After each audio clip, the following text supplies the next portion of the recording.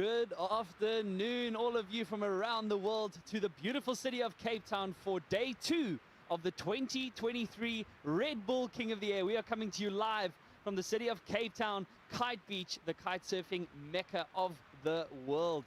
In today's commentary box, Lewis, who's on the beach at the moment, but with me currently, Sam. Good to have you here in the booth with us at last. Ruben Lenton, it's good to be back, boys. How's it looking for today? Conditions are looking epic. I managed to get a session on the water myself this morning, and I can't wait for the action to start. Nice one. What were you riding this morning? I was actually winging, mate.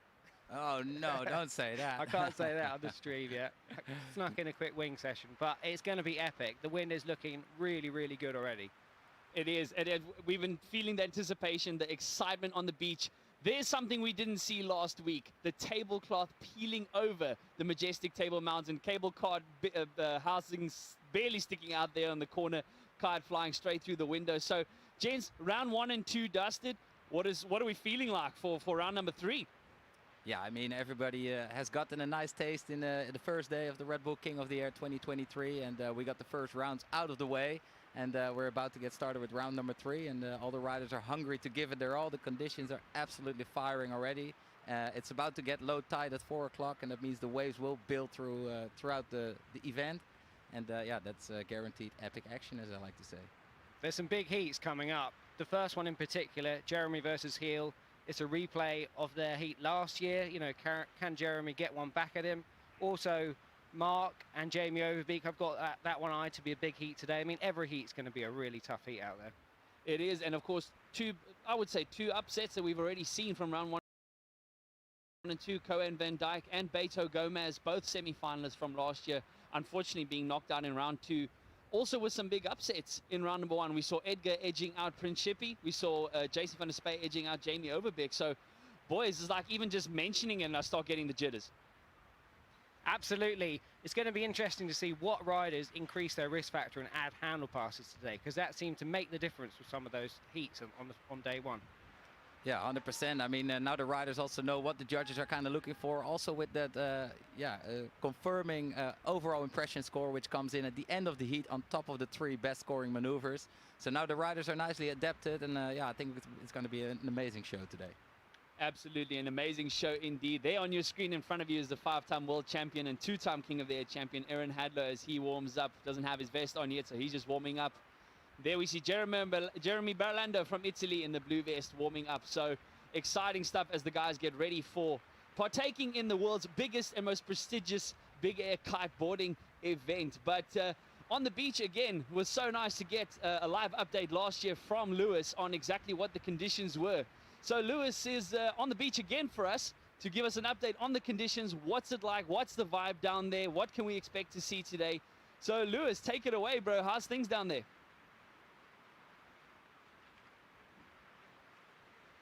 Yeah, it looks like Lewis is having a great old time on the beach.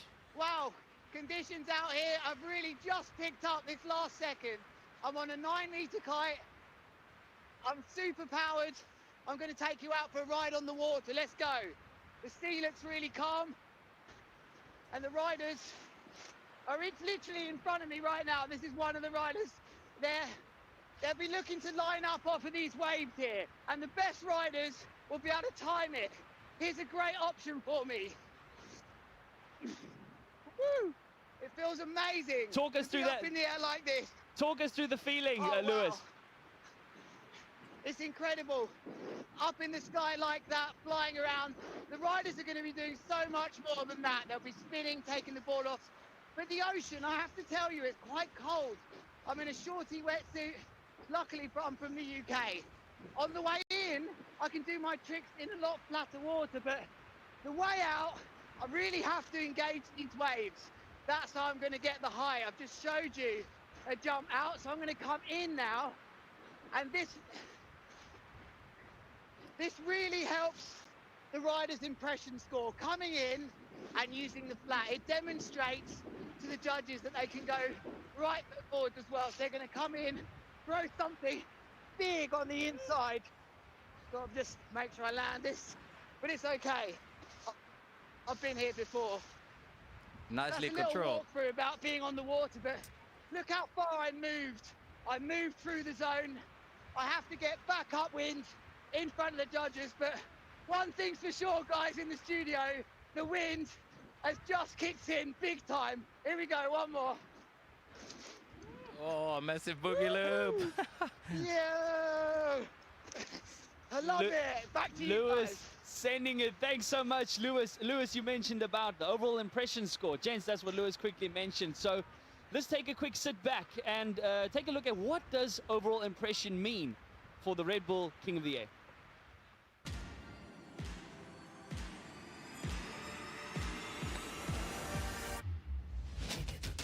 Have you ever wondered what makes the Red Bull King of the Air event different than any other kiteboarding event in the world?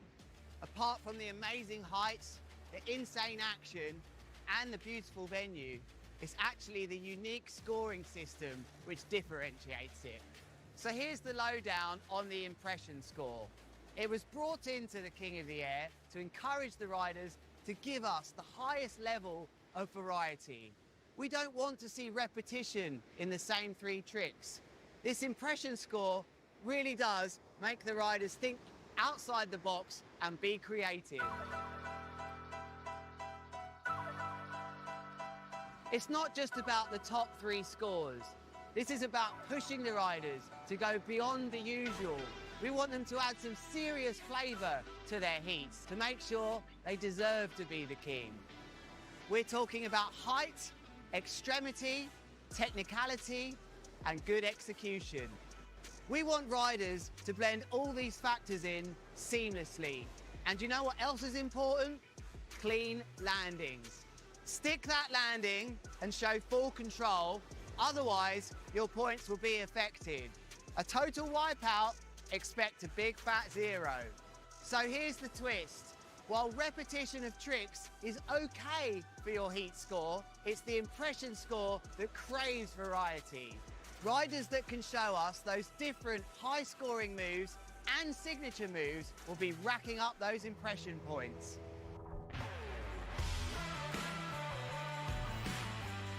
The impression score is the 4th score which is added by the judges at the end of the heat.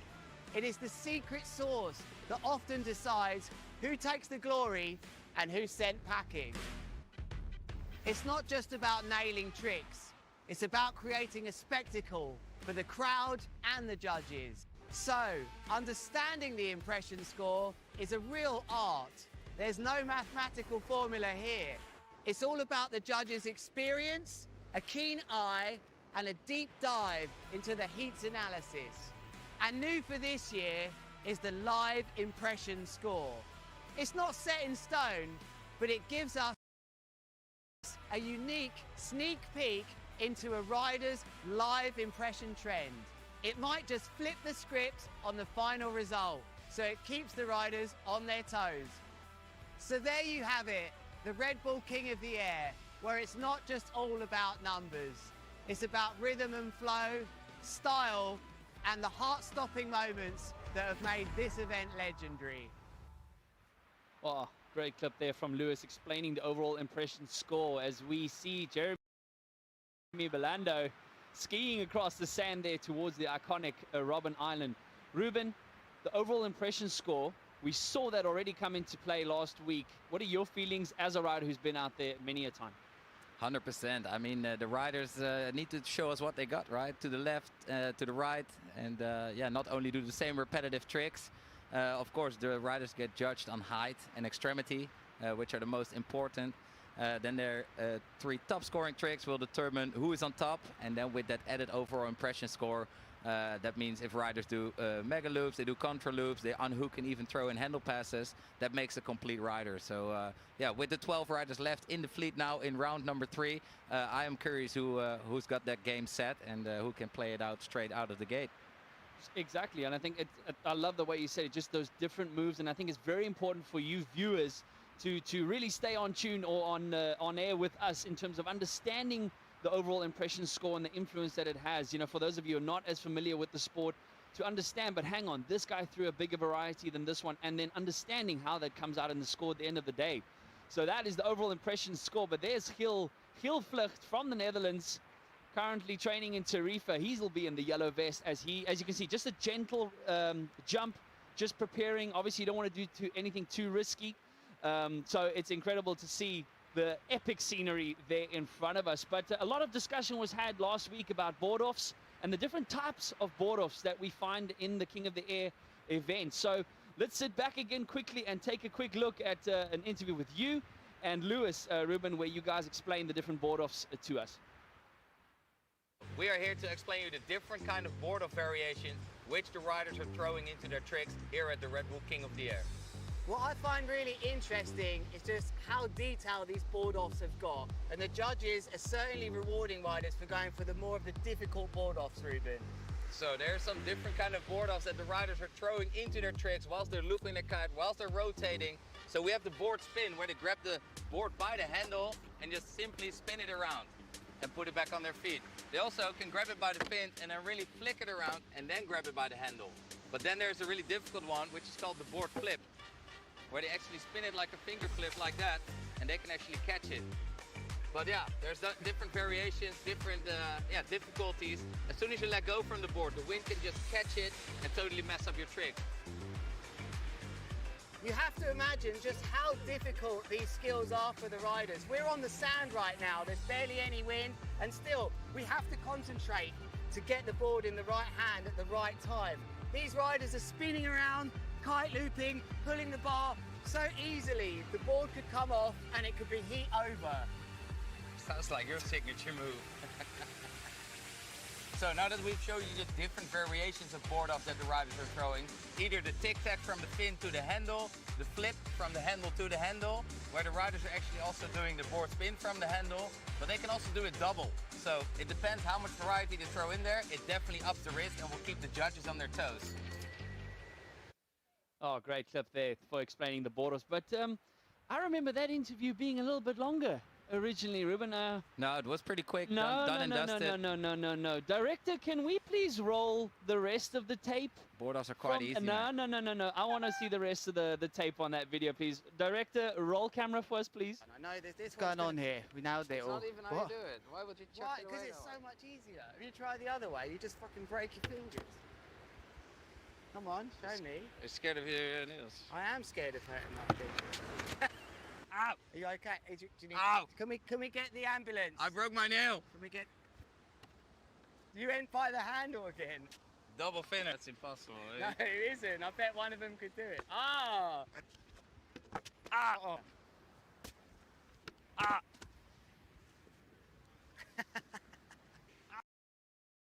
Board off suck. Right, I'm out. That's hurting. I'm done. Sorry, gents. Yeah. I just had to conspire with the director on that one. Cheers, mate. People thought that we were skilled at board-offs. Now, yeah, thanks, mate.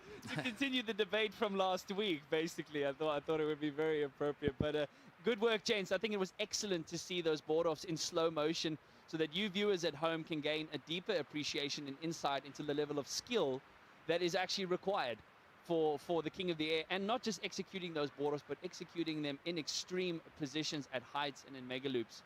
But moving on to day number 2, and here we have the ladder for the event thus far. On the left, round 1, and then working to your right, round 2. Ruben, what have we seen so far?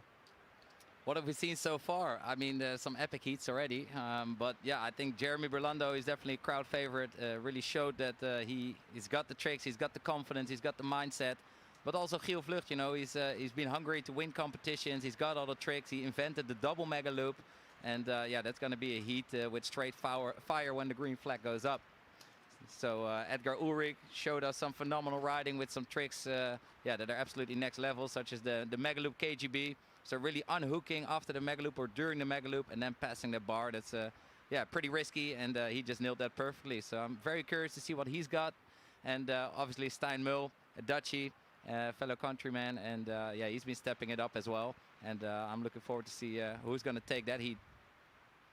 No, I'm looking at that bottom heat for you, Lewis. Lewis, welcome in the booth, back from the ocean. I see you wet this time. Never wet, completely dry, hair still dry. Cheers. Yeah, you ain't got any, mate. That was wonderful out there, guys. I have to say, just as I started that piece, the wind picked up 5-7 knots, and you just got all of those feelings and sensations, Rubens. Ruben, I should say, when we've been out there before competing. You're like, wow, what a timing. This is such good timing for this first heat. So, no, as you say, perfect timing there with the wind filling in. Kickers, I love the tide is going down, which means the kickers are only going to get even better. There in the front of you, I believe that is Stijn Mul from the Netherlands. But here we go. Sequence is underway. Lewis, heat 1, heat 13, but basically first heat of the day. Yeah, I got a lot on these two guys. Jeremy Belando then really is one of the favourites here today. He's got the highest trick score so far of 7.2 in the whole event for a double loop front roll with a double board off as well. And he's also got the highest heat score so far, 25.76. Sorry, I'm so excited from my session out there. But he was dumped out of Lord of Trams early on in the year in round 3. He got to the semis at the World Champions in Tarifa. He got to the final of the Redbull Megaloop. He only finished 4th. So will this be his event to really make a name for himself and get on the podium proper? But yeah, definitely part of the next generation and showing that he's one of the top dogs here, one of the event favorites. But he's got to take on Giel Vlucht, the OG Double G. So yeah, let's see who's got this going on. The heat is about to start in 7 seconds. So this is going to be very exciting. Thank you all for tuning in to the Redbull King of the Air 2023. You're here with me, Ruben Lenton, Lewis Crathern, and Colin Heckroot. Oh, love it, gents. It's good to be here. And there we go. The buzzer goes as we enter into the start of day 2. 11 days into the waiting period for the 2023 Redbull King of the Air. Giel Vlucht getting us underway with a nice mega loop late back roll. That was a double, mate. I think it was a double late back roll. So double mega loop with a late back roll. Well, if we can get a replay then of that wide angle, that would be amazing. So, well, that would be a start and half. Ruben, that was quite hard to tell from that shot there, personally, for me. What made you think that? Do you have the bar pulled for that extra bit of time? I mean, he must be on, yeah, what do you think, an 8 metre here. But here goes Jeremy. We'll come back to you on that. Jeremy Belando sets off with a big wave into a back roll. His foot's come off. He's gone for it anyway, Ruben. What happened there? Oh, that's not a great way to start. He's losing the board there mid-air. So now he's quite a bit away from his board, costing him some valuable time. Whilst Giel Vlucht, I believe he kicked off with a double mega loop in this heat. He had to, Ruben. It's a 6.7.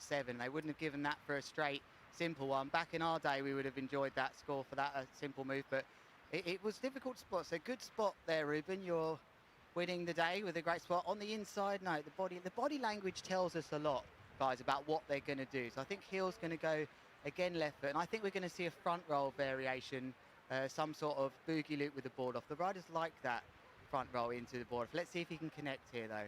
Well, Giel Vlucht, he's got so many variations on the mega loop and also with the double mega loop and even the S loop. The S loop is where the rider pulls the mega loop, and then at the critical section when the kite is down there, they decide to pull it the other way and yeah, create some free fall momentum, and hopefully they're high enough so the kite can climb up and give them the lift they need to land softly. So yeah, if he already pulled the double mega loop, this is definitely a great start to the Redbull King of the Air 2023 day 2. I mean, gents, we didn't see many 6.7s last week. What does that tell you about the conditions that we have for today? Great point, Colin. It's picked up clearly and simply to be getting the doubles in. And just like I said, when I was out there, I was feeling it. But let's see then. Move to core now. It's core against slingshot in this one. Looks like the riders are just trying to find those wins. And just to give you an idea of how many tricks the riders can do in this short period of time, 10 minutes, they can do 10 tricks. Some of the top riders, Mark Jacobs scoring 10 tricks in his and 0 crashes in his heat. So let's see if the riders can push it up to that. 0 crashes, that's what the judges love, right? For the overall impression score, like if you have a super clean heat, then most likely your impression score is going to go through the roof if you did the different maneuvers as well. But that's what the judges are looking for. And yeah, the riders want to put the best scoring tricks on the map and give a great show whilst they're at it. And here from the drone, we see the double mega loop with a front roll. So a boogie loop double. Really, really nice. Beautiful shot. What a stunning shot there from the drone. Great point that you raised there, Jen. So, ladies and gentlemen, it's 10-minute heats. This is knockout stages. 2-man heats from here on until we get to the finals, where it will be back to 3 men. But no more flag out sequence. It's 10 straight minutes. The top 3 tricks will count, and then that 4th overall impression score. Jeremy, good forward momentum off the kicker. There's a board spin in there, a front roll with a kite loop as well. Multiple rotations. Nice and clean from Jeremy Belando. And whilst I can get this in quickly, both of these riders have got lots to prove here as Giel gets smashed. They've both sort of been there and thereabouts this year. We didn't speak about Giel. He got to the quarterfinals at the Lords of Tram. He got to the World Championships final, but only finished 4th. He got to the Mega Loop, the Red Bull Mega Loop in the semis, and guess who knocked him out, boys? It was Jabo, Jeremy Belando. So some revenge maybe here on the cards. Yes, I mean, these guys are hungry, and as you can see, lots goes into play at pinpointing yeah, the right kicker, the right wave, maintaining your speed. The sea is moving, the wind is moving. You really have to feel it and connect the dots. It's a game of its own, right? A good example there with Hill not getting the kicker and the timing that he wanted as he just did a simple straight jump. He'll come back in towards the beach. Great footage there from our drone. If you are concerned about the drone footage, as you can see, it's tilted slightly to your right on the screen. That just gives you an idea of how strong the wind is that the drones have to fly slightly sideways in order to keep up with these riders. But there's Hill Vlucht in front of you. Nice little pop over the kicker. Oh, this looks good. Will he make it? He's going to bring it up. Yes, he's... Oh, and again... Oh, first S-loop. Oh, there it is, the S-loop. You saw he did a mega loop and he decided to pull it the other way. I think he just lost a couple of meters there, guys. That wave just looked like it was closing out. You saw the spray come off his board. He didn't get quite the height that maybe would have meant a clean landing there. So this is still poised. I mean, Hill's in a nice position here. What's he saying there? Was he asking for a bigger kite? I don't know. Riders can change their kites. Remember, those of you watching at home, kiteboarding for the first time, they have different size kites for different wind conditions. They range from 15 meters squared all the way down to sort of 8 meters, 7 meters squared. The smaller kites are used for the strongest wind. We've got about 8s and 9s out there at the moment. This is a good example of the difference between the kickers from last week and today. The kickers today a little bit smaller, which means the waves are going to break a little bit faster. So the riders are going to have to be a lot more on their toes in terms of when to hit that kicker. That was a very good example there with Heel Vlucht. Like you said, Lewis, not quite as much height as what he would have wanted, and therefore the landing was a bit sketchy. I think he'll score, but it was a bit of a sketchy landing. And the forecast does say that it's going to be building wave-wise and wind-wise. And here you see Jeremy Berlando going absolutely massive with a triple back roll mega loop board off and landing that absolutely clean. So steezy. Yeah, well spotted there, Ruben. That was 3 back rolls with a board spin as well and a backhand. Here's Hilflug going for another S-loop, repairing the damage on that crash. I think he's going to score right here, but I can't see anything majorly over 6. It's just for the height he's getting it. He'll want another 10 knots for that move, guys. But he's definitely going to get his overall impression score going up with this move because it's such a critical move. And that's what it also helps to grab a smaller kite. That's why the guys are wishing for strongest wind possible, because then they can ride a smaller kite, which is more maneuverable, more easily to pull off those double mega loops and S loops. Look at that 7.58 there from Jeremy as we saw. Oh, Heel Vlucht there in the front. Wrapped maybe. All I could think. I wonder what he was going for there. Was that on the... Yeah, that was right foot forwards. Well spotted, Colin. He's working the impression score here. Yep. First one to open up some right foot forwards moves. There's 3.5 minutes remaining. A lot of discussion in the last few days about the overall impression score and the importance that it has played in the results that each of these riders get in this event. And so on the top left hand side of your screen you can see the timer. There at the bottom is the current live impression score. So currently Jeremy Belando just edging out Heel Vlucht with that overall impression, that 4th score, which will come into play towards the end of the heat, or at the end of the heat when we give you the final score and the final results. Again, it's so unfortunate that one of these boys has to go home. Ruben, you saw the VT earlier, the video we made on overall impression. Were you overly impressed with that? Yes, mate. You always do such a good job on explaining everything into fine detail. You almost would say a bit of a job sport, but hey, it's what makes you perfect, and it's great working with you again, man. What nice work here from Jabo, putting his 3rd score on the board. And let's see what the judge is saying here. Giel Vlucht goes for other double mega loop with a double back roll. Or single. Yeah, just a delayed that one, but he makes those work. Like, not as high as you think you might have to be. And we may have been fouled to have thought it was his kite with Ocean Rodeo before, but now he's on core. He's still making those work, guys. 100%. And yeah, you could see he was not getting the height that he normally uses. Oh, look at that. There we go with a boogie loop double and an added rotation there for Giel Vlucht. And somebody, sorry Ruben, I'm talking over you here, it's very rude. Somebody's pointed out to him on the beach, your biggest score was that move, do it again. Maybe bash another one of them in there, because we can repeat the same tricks, of course. Do you think that happened? Yeah, of course. I mean, the riders have got some signature moves or some of the tricks which they can do absolute best, like 10 out of 10. But then they can definitely, yeah, go bigger. So once they feel the gust, they get a better kicker, they might go for the same trick just to up the score there. Day 2 of the Red Bull King of the Air here. Giel Vlucht never gone past the quarterfinals up against this man, Jeremy Belando, who also, I don't believe, has And here he is, though, with another nice big move. Colin, I didn't catch that move quite, looking at my scores here. Didn't either, but I mean, this has gone off to a bang. So ladies and gentlemen, strap into your seats. 2023 Red Bull King of the Air. Keep spreading it on hashtag Red Bull King of the Air. Would love to hear from you guys. And those of you around the world have joined us. It is Giel Vlucht from the Netherlands against the Italian Jeremy Belando. This is the first time Jeremy finds himself in round number 3. Giel Vlucht has had a semi-final finish here before in his first event in the rookie year. And last year with an, Lewis, as you mentioned, an epic heat against Liam Whaley. In fact, out of the current fleet, Giel Vlucht has the highest score from that heat. What? Front rotation, Jeremy. double front rotation, board off, contra loop, another rotation, and another one. Oi. Oh, that was sick, just to put it bluntly. That could be a devastator for Giel Vlucht here. Giel Vlucht, sorry. That was big. I think that's going to push him up into first place. It will replace one of his lower scores. Remember, their 3 best scores out of 10 will score. Then an impression score out of 10. So it's out of 40, ladies and gentlemen, this total score. And I think Belando's going to just currently nick into first. But Giel, with his double loops and S loops, Ruben, impression score might be a bit more. What do you think? 100%. I mean, he started with a double mega loop, and to kick things off like that, that's definitely something the judges like to see. So I think they will reward that. However, Jeremy Belando, just at his previous takeoff, he just traveled so vertically up. He was so in control, spinning to like 15 to 20 meters. Oh, on the buzzer or after the buzzer. What was it? Giel Vlucht taking off for a last move there to the inside for his overall impression score. But to me, it seemed like he was taken off after the buzzer. So I'm not sure if the judges will take that into consideration. And that was the end of this heat. Let's look at some fine highlights right here. Giel Vlucht kicking things off with a double mega loop front roll.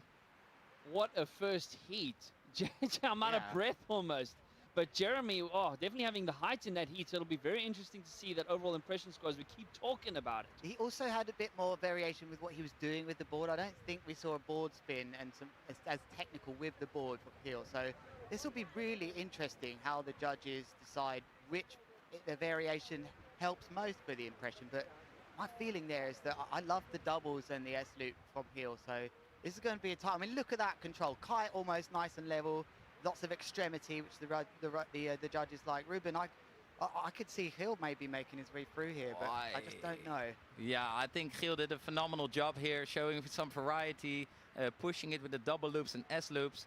And like you say, Lewis, the riders are scored on height, and then secondly on extremity. And what makes a trick extreme is getting leveled with your kite. So you could see in Jeremy Belando's tricks, he was traveling very high up and he was looping the kite, but he was not getting really leveled with his kite.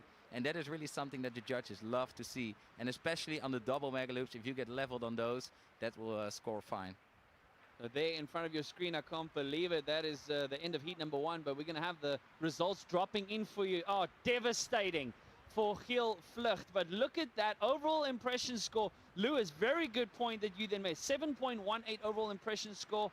But Jeremy taking upper hand. Gents, a lot of talking that can be done just on this picture alone. Yeah, I mean, they've scored Jeremy Belando much higher. Perhaps I've missed a move or something, but the different form of doubles and the S loop with Giel, I guess what they've said there is that they liked the way that Jeremy Belando was moving the board around, the board spins, the interesting, maybe the technicality of some of his moves a bit more technical, but I think Giel will feel a bit hard done by there, Ruben. For sure. I mean, Giel was giving it his all and tried his harder to mix things up with doubles, with S loops, and also jumping to the inside. I think that was just after the buzzer, so that might have just done him in. But yeah, some very nice scores here in the first heat for Jeremy Belando. And yeah, you can see they're just a point off. So yeah. I'm interested in how many tricks they did each and how many they landed. So 9 tricks and 0 crashes, I think we saw there, Colin, before your screen refreshed.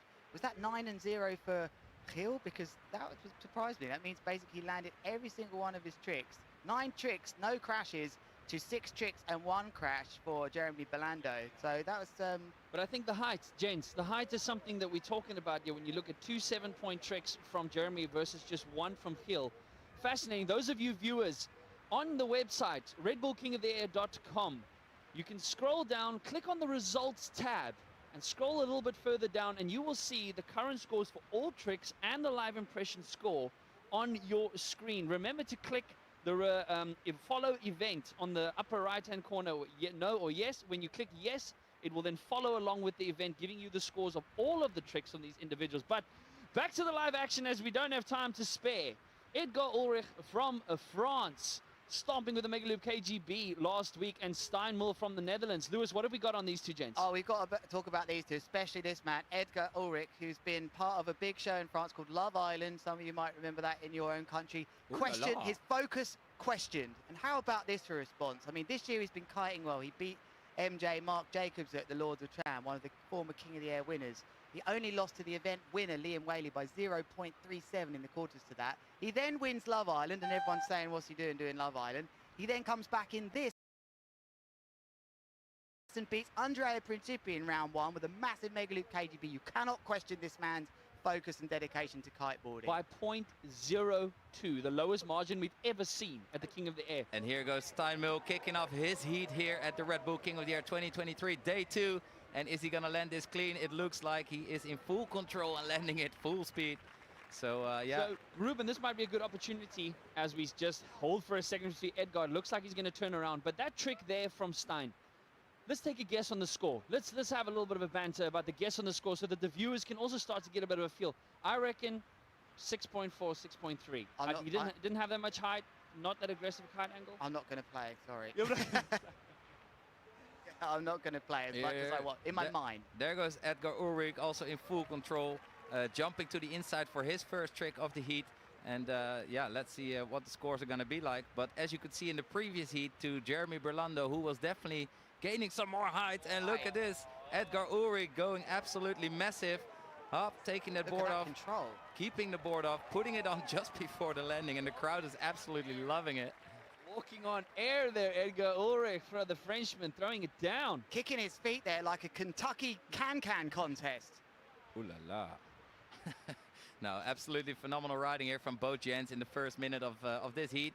And remember, they have 10 minutes in total to put 3 highest scoring tricks on the board and get a good overall impression score with the variety of the tricks they're doing. He's one of the names now that just gets up there, usually in and around the quarterfinals here at Steinmull. He'll want to go further. He got to the quarterfinals in Spain at the World Championships. He can mix it. I think he's quite underestimated because he's got lots of tricks both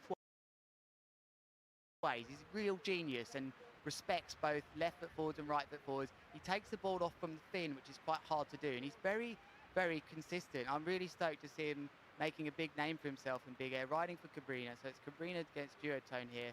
And great call by the way, Colin. I'm glad I didn't play that game. You were 0.22 out, and I think, yeah, and we should say it's fun playing that game at home. And as the heats go on, you get a better and better idea. Just the feel. I didn't feel just yet if I could confidently say that, but 0.22, that was good. So you'll see on the upper left-hand side of your screen, ladies and gentlemen, are the top 3 scores. We're still waiting for a third score to drop in for each of these riders. As you see where it says waiting for scores, that's after they've done a trick, and the scores will be loaded up onto the system.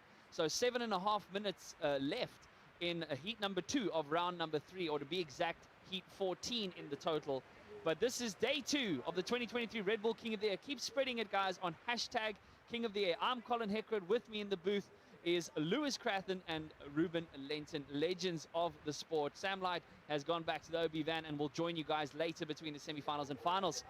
Stein. Yeah. Steinmull takes off at a double back roll board off kite loop from the fin and landing it clean. Tidy. Very tidy. He's got that trick down on lockdown. Cold tidy.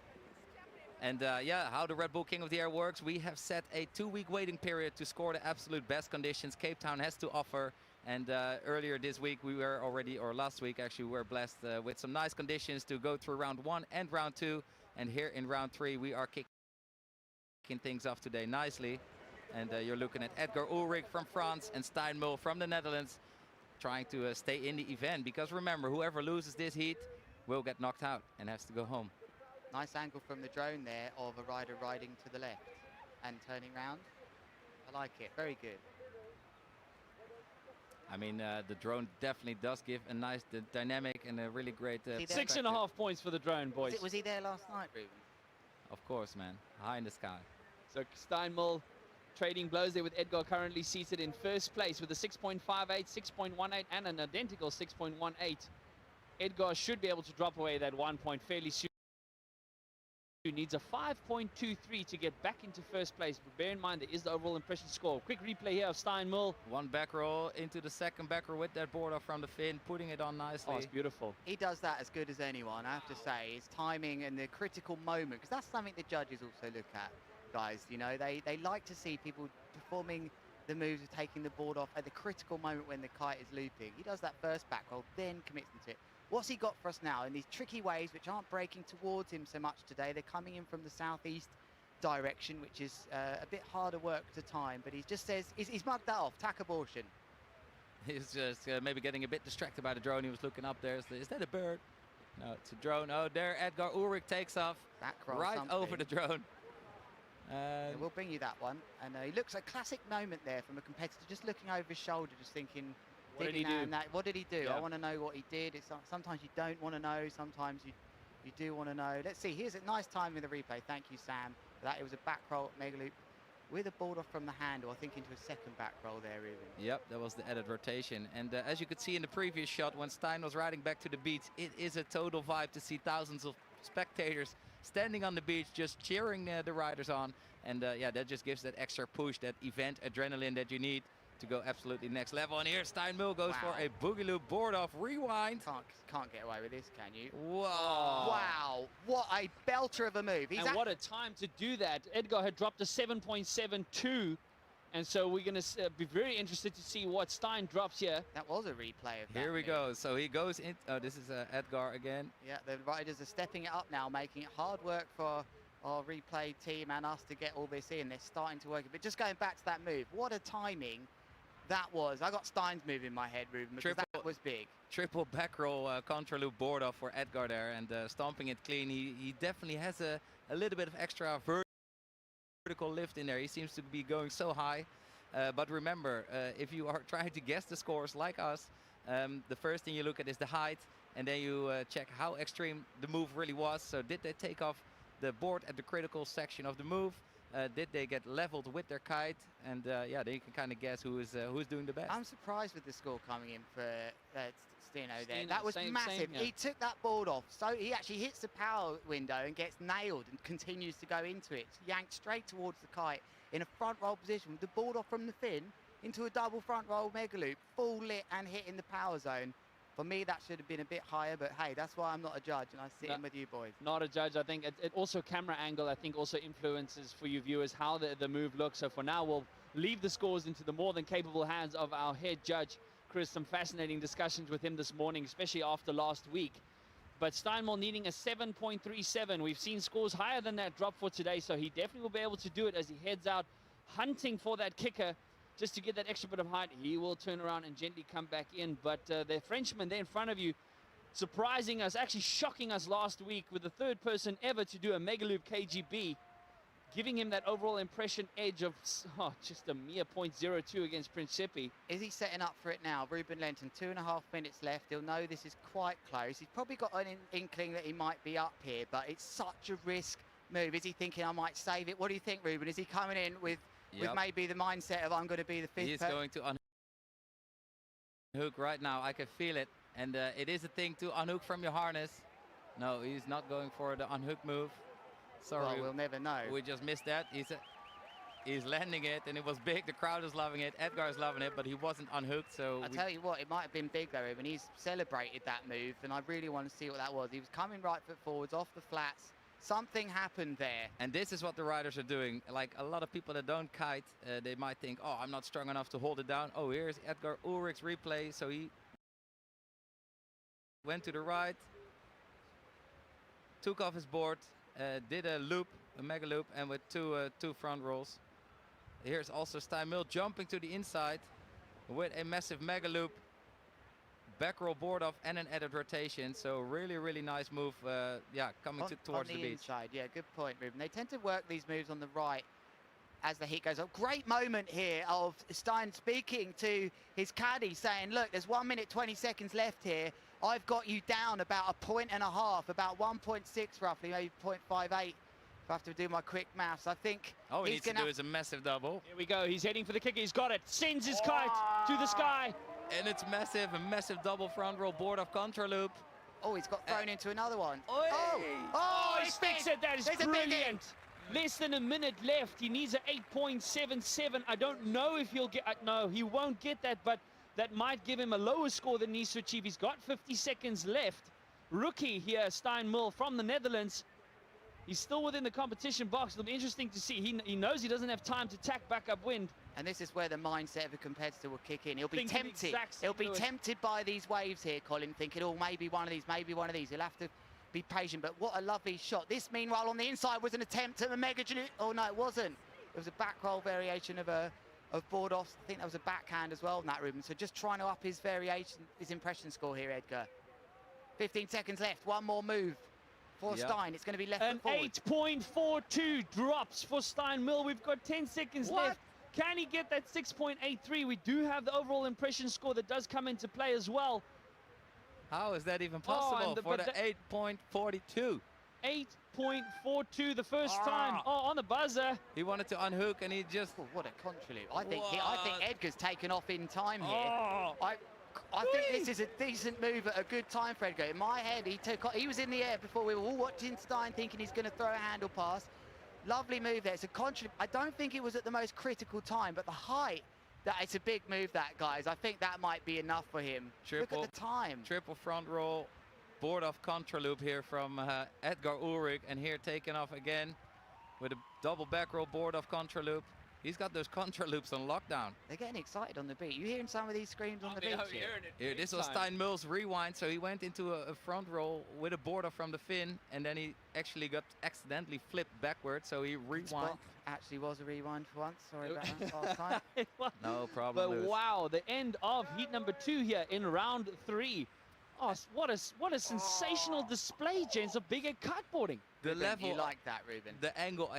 I'm not such a massive fan of contra loops, but if it's done right, he absolutely went massive, and he got angled with his kite, so that was great. High level heat here, guys. We had lots of landings here. Crash count 0 for Stein. Crash count 0 for Edgar. Edgar got 8 moves in to Stein Mill's 6.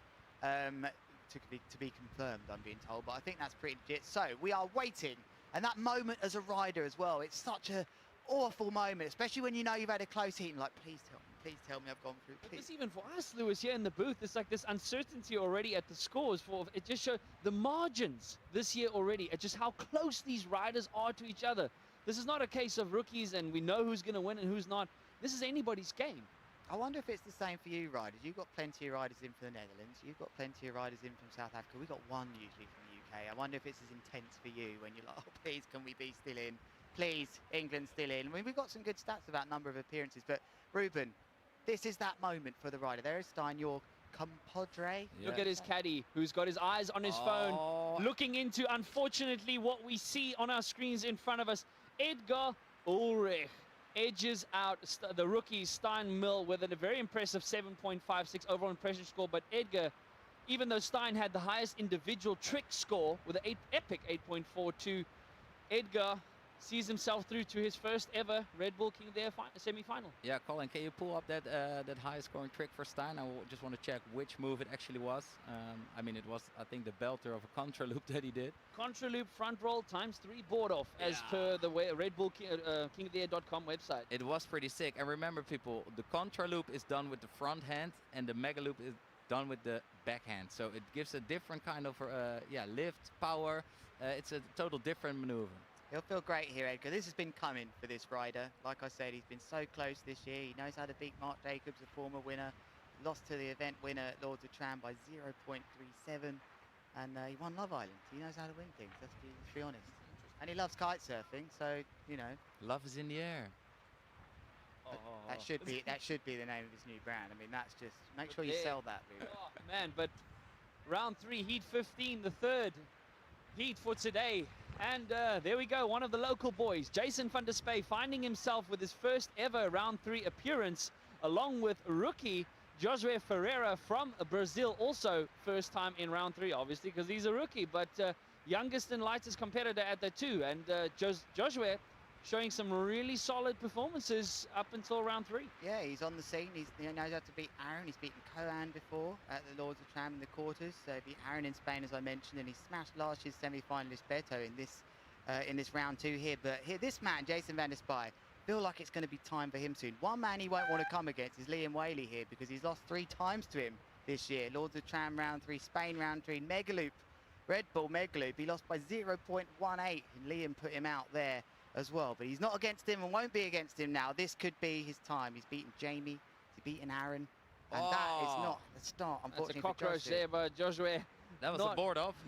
Solid board off there, leaving it behind him. But yeah, unfortunately there for Joshua, not the start he wanted. However, he did have a shaky start against Aaron Hadlow at the GKA, suffering a big crash, and then came back to win that heat at the GKA Tarifa Lewis. That was some epic display of big air kiteboarding, so we know he's got what it takes to perform on this platform. Yeah, and just looking at this start, you've got 2 riders, I would say, not that experienced in this event. Jason's been in here, actually. He's had a go in 2018. Still a young rider, I guess. Just look at the way he started this heat. He's not been rushed into a wave to go off anything. The sets obviously didn't look that good, and Josie went for it, and I like the patience and maturity here shown by Jason Van der Spy. He's not being forced into his trick. He might even go right foot forwards here, though he's got to be careful. But he's already a minute in, and most riders would have loved to have got, you know, their first trick in so far, but he's calm about it. He's like, I like it. I really appreciate the maturity that he's showing here. You know, this morning, having a chat with him. Super excited to be in round 3, finally overcoming that round 2 curse that he had. But here we go. Back roll, Megaloop, board off. Nice nose grab on the way down. clean. Nice and clean. Good start there. Should be in the 6-point range there for Jason van der Spy. At a significant height there, and what a style, what a calmness. Yeah, he absolutely nailed that move. And Jason van der Spy, obviously also known for his signature short line mega loops. So he grabs shorter lines and the kite really gets below him and just creates some mind-blowing maneuvers with that. It was interesting there, just using the kite right in. I'd like to see that in the wild, if we can, when we can as well, because we know there's a lot going on the water, and it's Sam Light doing that hard work in there in the OB van, making sure it's the right time. I think we're safe here to perhaps show us, but they're about to turn around, these riders. That's how it works, guys. The riders cannot actually just fly away like that just by pressing a button or sending the kite up. It's all about building up the tension. Like he edges against the wind, steers the kite in the air, and then he can do moves like this. Oh, Mark Jacobs was the only one to do that same trick last week. Triple front roll rotation before yanking on that bar for the contra loop there by Joshua.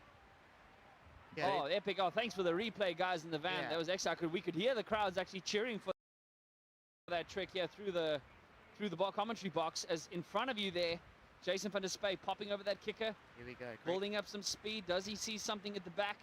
Nope.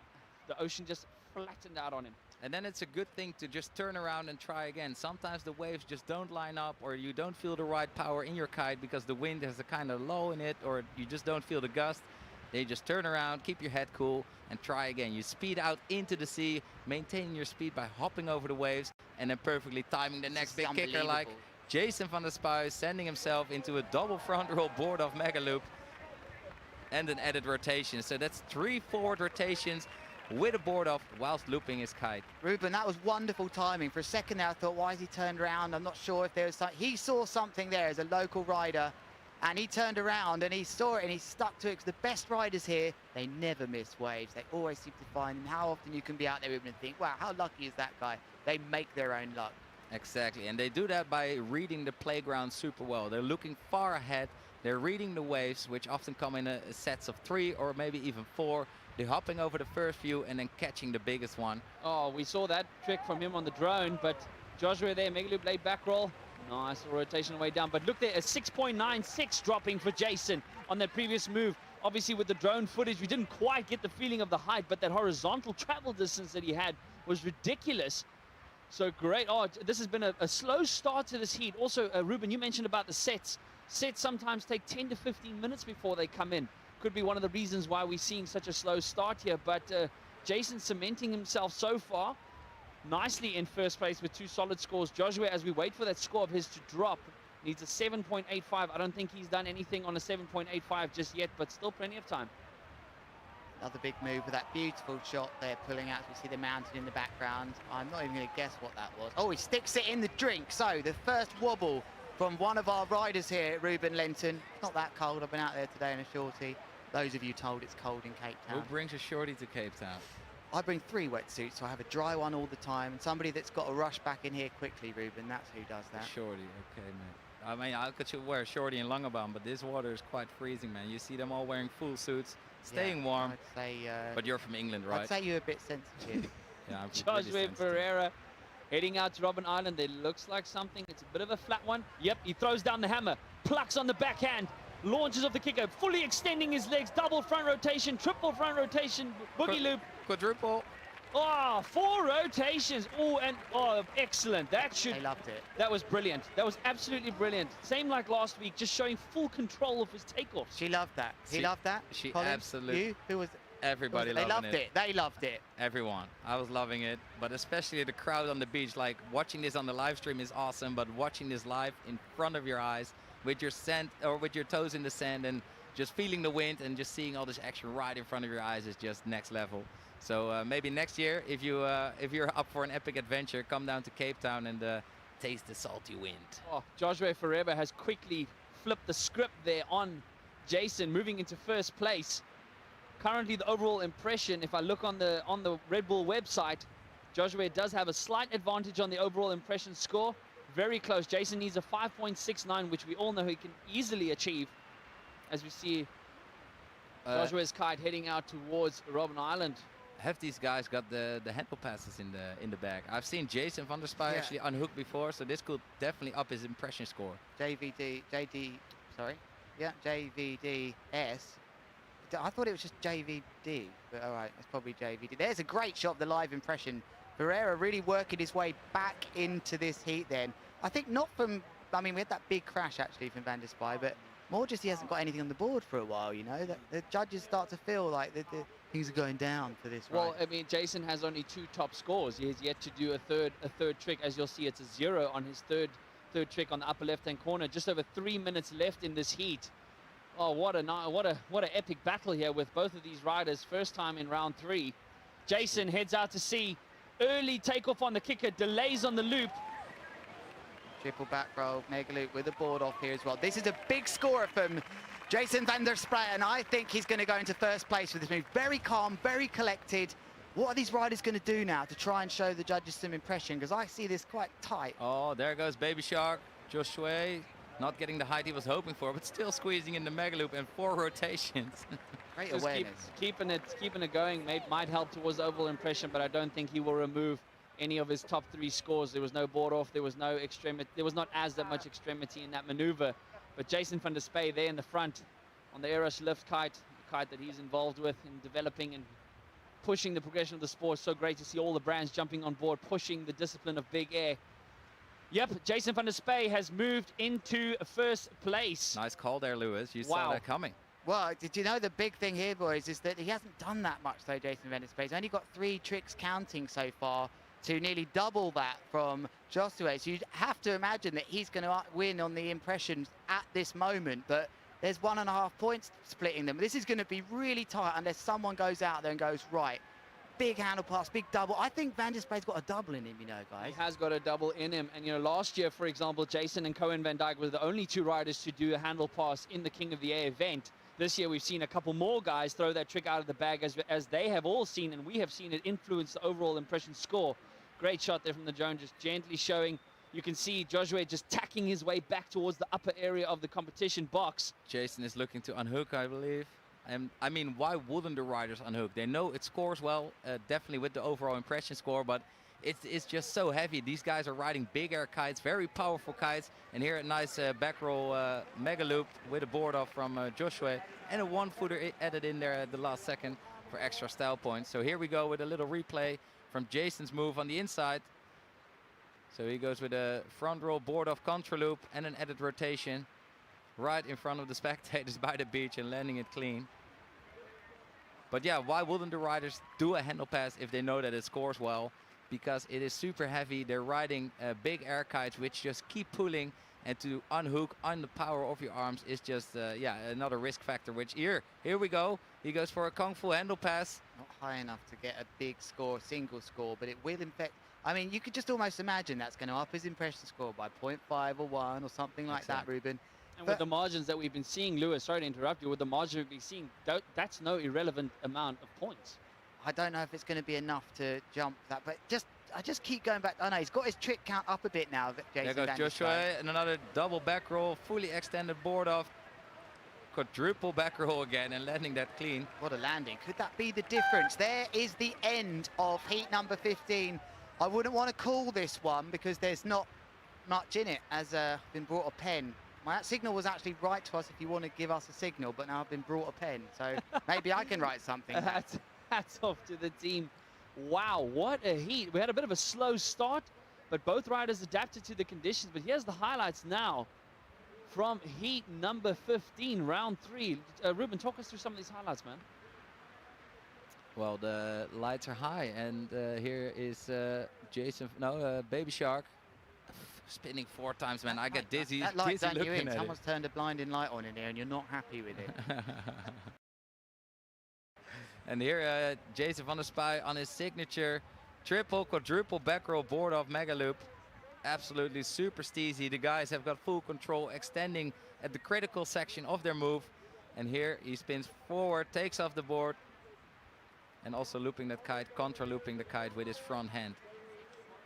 So here he goes up, back roll, he's pulling the kite with his backhand whilst rotating and putting the board off with his front hand.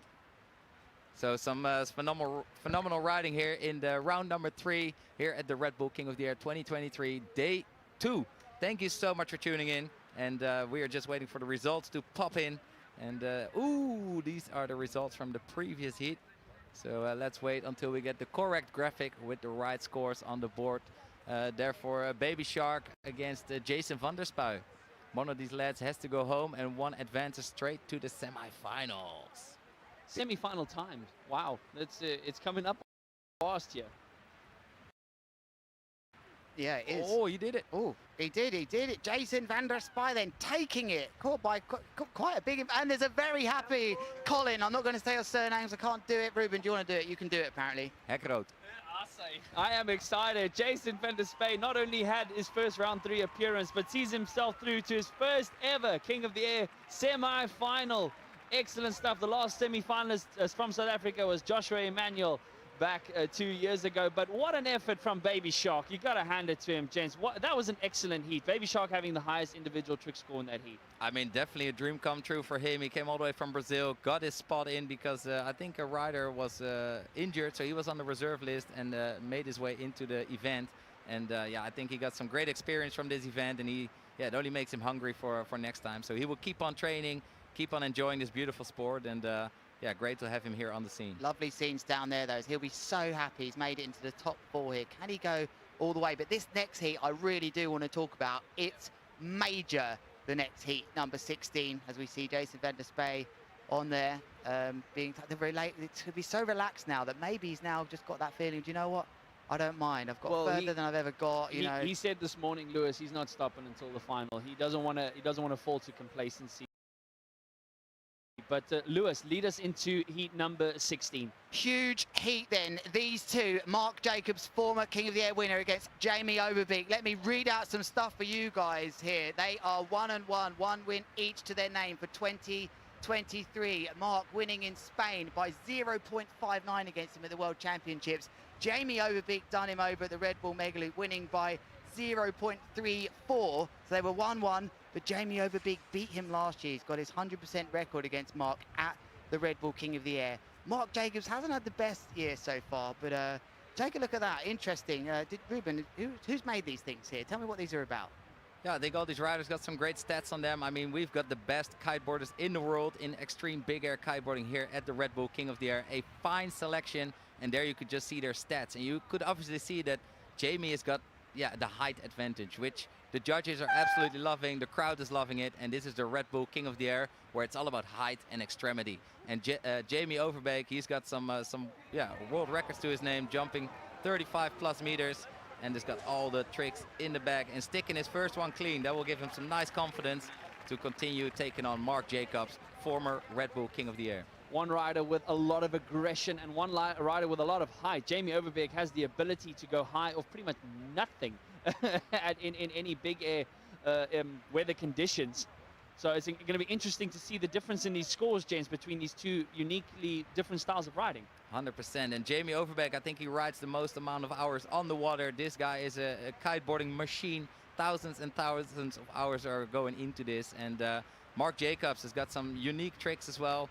He used to do all his tricks coming to the right, but then learned everything switch so he could perform better at the Red Bull King of the Air. So he's one of the most complete riders. And here he is sticking a nice double mega loop with a front roll, I believe. Yeah, it was Ruben. I don't know if he's going to get scored major there. Just again, a wave just broke on him a little bit. The spray coming out. That's why we saw him just land that. But yeah, there's history between these two. It's going to be And exciting. between us. Well, of course, much history, but we haven't Lucky got time long for that, have we? I love you too.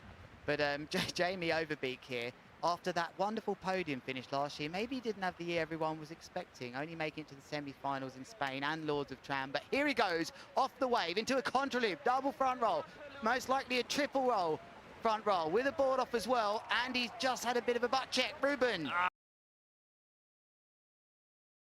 He just crashed on that one, and the judges definitely don't like that. I mean, a small butt check can be deducted some small points, but this was a proper butt check, so I don't think he will score anything for that. But it was a quadruple front roll, contra loop, board off with a board spin. Here's a quick replay of Mark. Double front rotation, inverting on there. That was the doobie booby, I believe it's called. Oh, the booby loop is back. Yeah. There was no board off in that. No need. What are you talking about? Where's the Otherwise, booby? it will be a booby loop. That was just a board off. replay. Interesting replay for me that actually showed he wasn't that high in that move. I don't think he connected like he would have done. He rides out now. This doesn't look good for Waves. No, and he turns around right foot forwards. He has managed to get the highest impression score so far in the early rounds of 6.82 because he landed 10 tricks, more than anyone, didn't crash at all, and they had lots of impressions. So he'd be banking on doing some right foot forward moves here as well. But I think he's not going to go there. That would be very dangerous. How often kiteboarders do that right near the beach and go up the beach? Yeah, I Did the think drone go down there, Colin? Get in the No. water. Oh no, I really hope for the crew's sake that drone didn't take a tank. But back to the action here as we have just over 7 minutes left. These are 10-minute heats, two-man heats here. It'll be two-man heats until we get to the finals where it'll be back to 3. No more flag out sequence. But there in front of you, Jamie Overbeek with the iconic Devil's Peak looming large in the back. Last week we didn't have the tablecloth. This week we do. here you see Mark Jacobs just did not get the height Double on that trick. That was a double with a back roll there. I got a drone to the face once, Ruben. It looks like it. But no, he didn't land that one clean. So that was a bummer for Mark Jacobs. He wasn't getting the height because the wave just closed on him. So yeah, it disrupted his airtime. Interestingly enough here, when you look on the actual results on the Red Bull KingOfTheAir.com webpage, it doesn't indicate that Mark Jacobs had a crash. He did have a butt check. So, gents, landings. This is an important discussion for the viewers. Difference between landing, butt check, and crashing? And hand check. I think it's clear. You can just tell when a rider rides away. Oh, This is look big at the though. height. Back rolls with the board Triple, off. Oh, he's quadruple. a tornado. Oh, There's a butt check. He must get Oh, so whoa. frustrated with that. It sucks so bad when you just have the perfect trick laid out and you just mess it up in the end and your kite is at the wrong position. Maybe you get hit by a wave. Happens all the time to you, doesn't it? Yeah, mate, that's my signature move, crashes. Big move. Mark Jacobs turning the screw then on Jamie Overbeek here in the quarterfinals of the Red Bull King of the Air in Cape Town. I'm Lewis Crathern, Ruben Lenton next to me, to my right, to my left, Colin Hechroot. I'll try my best, Colin. But it's getting exciting here, lads, in these early heats. All right. No, thanks, gents. It is so good to be with you all here. But let's run down for an interview on the beach with one of the athletes who's competed down round number 3. Jason van der Spey, local boy, making it through to the semi-finals. Well done, my boy. How are you feeling? Thank you so much. Yeah, super stoked. Super stoked. I missed my board on one of the key tricks and had a lot of body dragging. I managed to get my second board, but managed to put it together. So stoked. Well done, bro. I can't wait to see what you got for us in the semis. And, I hope you make it through to the finals. Oh, thank you, bro. Thank you. It's a dream come true. I think it's the first South African in the semis ever, if I'm not mistaken. So hopefully Luca gets there, and then we're through to the finals. Yes, boy. Let's see it. Cheers. Cheers, bro. Thank you so much. Don't worry, I'll have a discussion with Jason afterwards. We've had a South African in the final before and in the semi-finals, but this would be the first in a while, so epic stuff Mark, from him. Thought we were going to see something else there, Look Ruben. at the score that has dropped for Mark Jacobs, a 7.14 with a strong dominant performance so far over Jamie Overbeek, but Jamie's not Connecting. done. Biggie. flying over the horizon, Was there a clearing the tic-tac boat. there? Was there a tic-tac there, Ruben? Or did I see things? You're always seeing things, mate. A tic-tac is when the riders grab it by the fin and then swing it around to the Oh, what do we handle. have here from Mark Jacobs? Double back roll board off mega loop on the inside from him, but big butt check for him. He hasn't had the heat that he's had before, but it's the trick on the outside we want to see from Jamie Overbeek, because I think, Ruben, he had his hand on the handle at the end and he started off on the rail, I believe. So that is why I'm thinking it was a tic-tac. A good eye, good eye. You're, Well, let's you're see. sharp today, mate. Let's see who's... But look at that, 7.22 dropped for Jamie Overbeek on that last trick of his going out. Mark Jacobs yanking on that back bar. He's not going that high, but what is he doing? He is doing double mega loops, but not that high, but still pulling the kite around, which is impressive. But yeah, here it's all about height and extremity, and this was not that high. It was also not that extreme, but it was pretty technical. Boys, with this one's all over the place. 3 minutes and a half left here. We've got Jamie Overbeek, hasn't even got 3 scores on there. Only 4 tricks landing from Mark Jacobs. These two, there's a lot of pressure. I said there was tension between these two before. Mark Jacobs representing the old guard. He was going to turn around and go right foot forwards, I think, for sure. Maybe go for 360 handle pass might be a good shout here, Ruben. For the overall impression, he's already ahead on over impression, but Jamie again under pressure Double this time. front roll, contra loop. Triple front rotation, board off, grabbing it by the fin. Tic-tac. Tic-tac. Nice. Sticking Nice that, tactic, amazing. the old tic-tac. I would love a little replay on that if Big we can move. see Jamie taking it off through the skies there. It was absolutely phenomenal riding. It's going to be close now, It guys. just would be really nice to see Jamie just get that kite a little bit lower. If he gets that kite a little bit lower, I think it'll really help his score. I think he's got the height, though. Like we said at the start, he had the height on that move. He's been going over the horizon. This is going to be neck and neck now, boys. Cool. Wow, 0.14 in this one with 2.5 minutes left of heat number 16. And the overall impression is neck and neck as well. Boys, we're going to have another tight heat, like I reminded you. 2 of the heats they've had this year separated between less than 0.6. Each of these guys, podium finishes over the last 2 years. Mark Jacobs, champion here in 2021, winning on his birthday.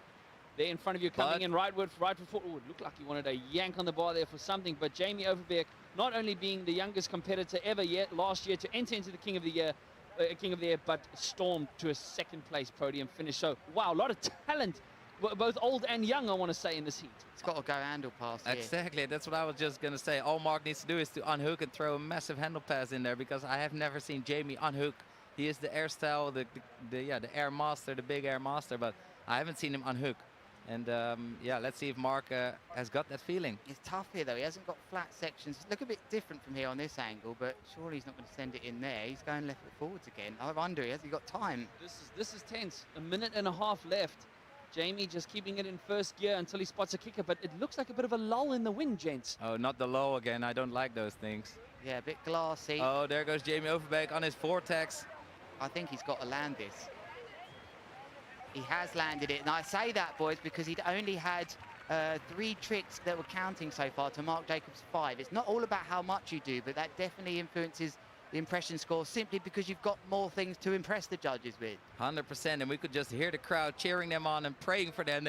I just heard landed. They're really supporting the riders to do their best. And also you guys, thank you so much for tuning in to the live stream of the Red Bull King of the Air 2023. You're here with me, Ruben Lenton, and I'm in the booth together with Colin Heckroot and Lewis Crathern, of course. Oh, man. Mark Jacobs, inverted front rotation, double boogie loop. Oh, and sticking it like, like a brick I into know the that water. landing better than anyone. That was the backside block side to the head. He really went for that. I didn't think, as soon as he committed to that double, I hope he's all right there. I think he's just getting his body. He can take anything, that man. But gents, 20 seconds left. He needs a 7.21 as far as the top 3 tricks is concerned. Oh, Jamie's going to jump to the inside, and he's going forward once, forward twice. No way. No. Sticks this, no and way. it's over. No way. No way. Oh, butt check it. Yeah, ooh, that sealed the deal for him, I think. I think he's going to get scored for that. And more importantly, it brings his trick count up quite simply. I think Mark Jacobs absolutely went for broke with that big move. That is the end of the heat. Did we just miss one of Mark coming there Mark to the inside, or was he done? He took off there towards the inside. We should get a replay of that, but that is the end of the heat. Wow, as we await a replay and highlights from the, what an epic heat. How's on the edge of our seat, but yeah, here was the replay. Yanked on the back of the bar. Oh, Gents, Oh, crashed that one. this is going to be very interesting. I don't know if Mark has got enough. Was he riding an 8 meter or a 9 meter orbit? He probably double both. I'd be surprised if he's on 9. in this Yeah, me screen. too. But I thought I just saw a little number But on the gents, kite there. that was very interesting. There was definitely a lull in the wind there. So Highlights from that forward. heat. double forward with a double mega loop. Yeah, that was here. early on. He had that quite nicely. I don't think we saw Jamie with a double. No. So But here, Mark wasn't going that high, but he still pulled off the doubles. As you can see here. I wouldn't might want to count. call this one, guys. This is tough. Definitely we can Yeah, say the that Jamie height. had the height. But that's what the judges love, bro. Yeah, they do love that. But do they love the height? It's got to be with the impression score isn't just about the height. It's left. I think Mark Jacobs really needed a handle pass here. Yeah. This man really got into gear at the end. His board offs and control was just wonderful at the end. If he had a kite that was more meant for double mega loops, that might not have worked in his favor. If this wind had dropped through the middle of the heat, you definitely could see some clear patches in between the waves indicate this happens. This is the hand that is dealt to you. The wind can increase, the wind can drop. It happens. So we'll anxiously await the scores, but 0.44 separates their heat score, so it'll be all down to the impression score here. Will they go for Mark Jacobs? Both of the riders crashing a lot, and not so many tricks like we used to see from them. 6 tricks and 3 crashes for Mark Jacobs, 5 tricks and 2 crashes for Jamie Overbeek. So and if you look at the nature of the crashes from Mark Jacobs, it definitely indicated him being slightly underpowered than what he would have wanted to be. yeah, simply more wind and he would have landed those ones, but you've got to adapt to the conditions. There's doubles going straight in here, practicing doubles warm-ups there from Lorenzo. So we are waiting, the tension big, to find out if the saga between the only man from Oceania down in New Zealand representing that area, Mark Jacobs, and Jamie Overbeek, who used to getting to the final here. He's done it before.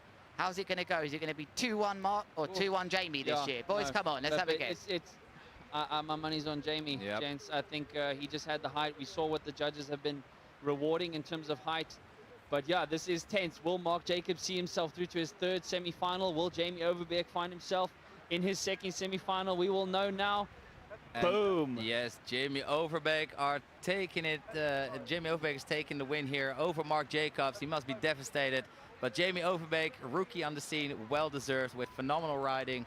And I hope he can find his groove a little better with the crashes he had in this The heat. 2nd youngest rider in the fleet today, knocking out the 2nd oldest rider in the fleet today.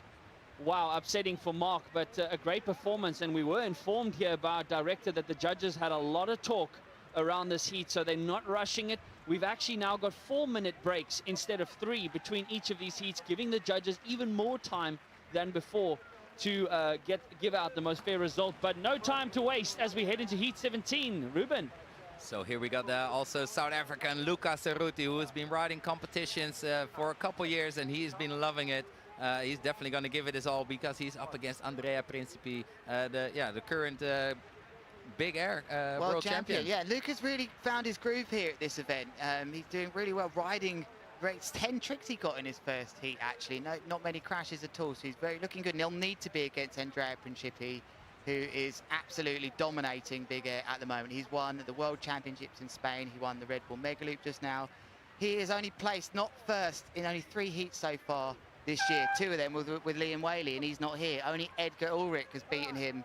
Other than that, So statistically, Lewis, Andrea definitely has the upper hand here. Although Lucas Rudy, a 2nd place finish at full power Tarifa against Jeremy Belanda. yeah, I think so. I don't class that as as big as these other events these days with the fleet. But that said, Luca Tarucci is mixing it with the big boys. He's actually working quite well for him north now. He's really got in tune with it. So, I mean, the money would be on Andrea Principi, but he knows these conditions, and we've been all talking about it in here. Oh, it looks a bit glassy. Ruben, you're staring desperately to find the kite size of these riders because it feels like it should be big now. Yep, they are riding on 8-meter kites. There, Lucas Cerruti is riding the North Orbit, and we got Andrea Principi on his duotone Evo. Kana, and that's an Aaron Hadline, Ruben Lenton special into a closeout.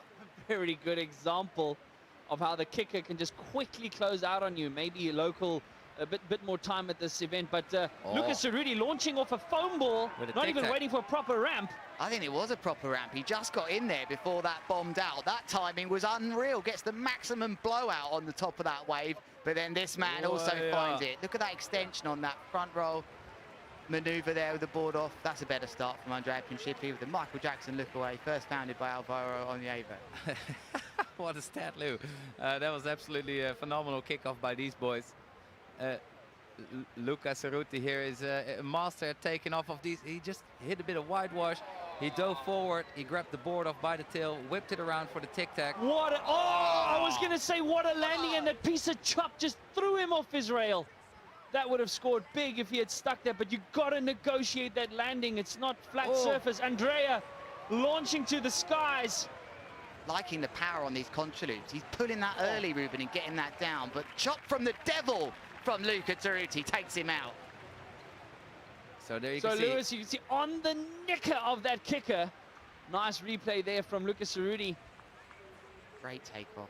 Great takeoff, love it. All the time in the world, extending the legs before he puts the board back on. I hope you viewers are appreciating the skill that's going on down here. These riders putting their bodies on the line, all for your pleasure and entertainment, but hopefully, more importantly, for your inspiration as you see people knocking off work, filling in here on the sand, so much space. Oh, what an iconic location, but Andrea dropping a 7.34 doom. Oh, man. Wow, look at the irony. Chop from the devil taking out Luca Cerruti, but it's 6.66 for his first move there. Are you kidding me? Interesting how everybody recognizes that number, but here's a quick replay from Andrea. Right foot forward, front loop, front roll, board spin. Wow. Look at that control. If he sticks this is a replay, by the way, at home. He's working inside and out. He's in the rhythm, guys. He's done way more tricks already than Luca. 3 to my knowledge here. Landed them all. Luca's got a lot to do here to beat the current world champion and double 2 times world champion. And the King of the Air is the one he'll want, guys. Got up to the 100%. final. He got 3rd. Everyone wasn't expecting that last year. He'll want to go all the way here. And you know, Luca being from South Africa, he's been riding here. This is, yeah, it's his home stomping grounds. And what we've seen earlier this year in the Red Bull Megaloop event in the Netherlands is that Andrea Principi also conquered the Dutch Storm with such a precision, such a talent, and such a technical moves. But here, look at the height that Luca Cerruti is getting here. Lovely replay there with a double back roll with a mega loop and a board off from the fin, I think, as well. Nice. Gents, that's definitely one of the highest I've seen with right foot forward. I agree. He was almost on the beach there. Camera like angle. a beached whale. Like the riders are jumping between 15 and 20 meters height, whereas the world record is now around 36 meters. And we're pushing for the 40 meters, and that's why all the brands are putting more and more money into the development of all the gear. Definitely experimenting with lighter materials, stiffer materials, more durable materials, hopefully. And yeah, the riders can fly higher to the sky with that. So it's great to see them performing here to the max, and they're right here in front of Table Mountain. Oh, both riders in the air simultaneously. Luca not able to perform what he wanted to. It would be nice to get a replay there of Andrea at the back, but Luca having his work cut out for him here with just 5.5 minutes left, needing a 7.63 to edge his way through into first place. But here, replay of Andrea. Going forward, taking off the board with his front hand, pulling the megaloop with his backhand, and adding a rodeo, I believe. That is a rodeo, I believe, yeah, gents. Big chat about that on the beach previously. We were just talking about Ruben. You hinted on the world record there.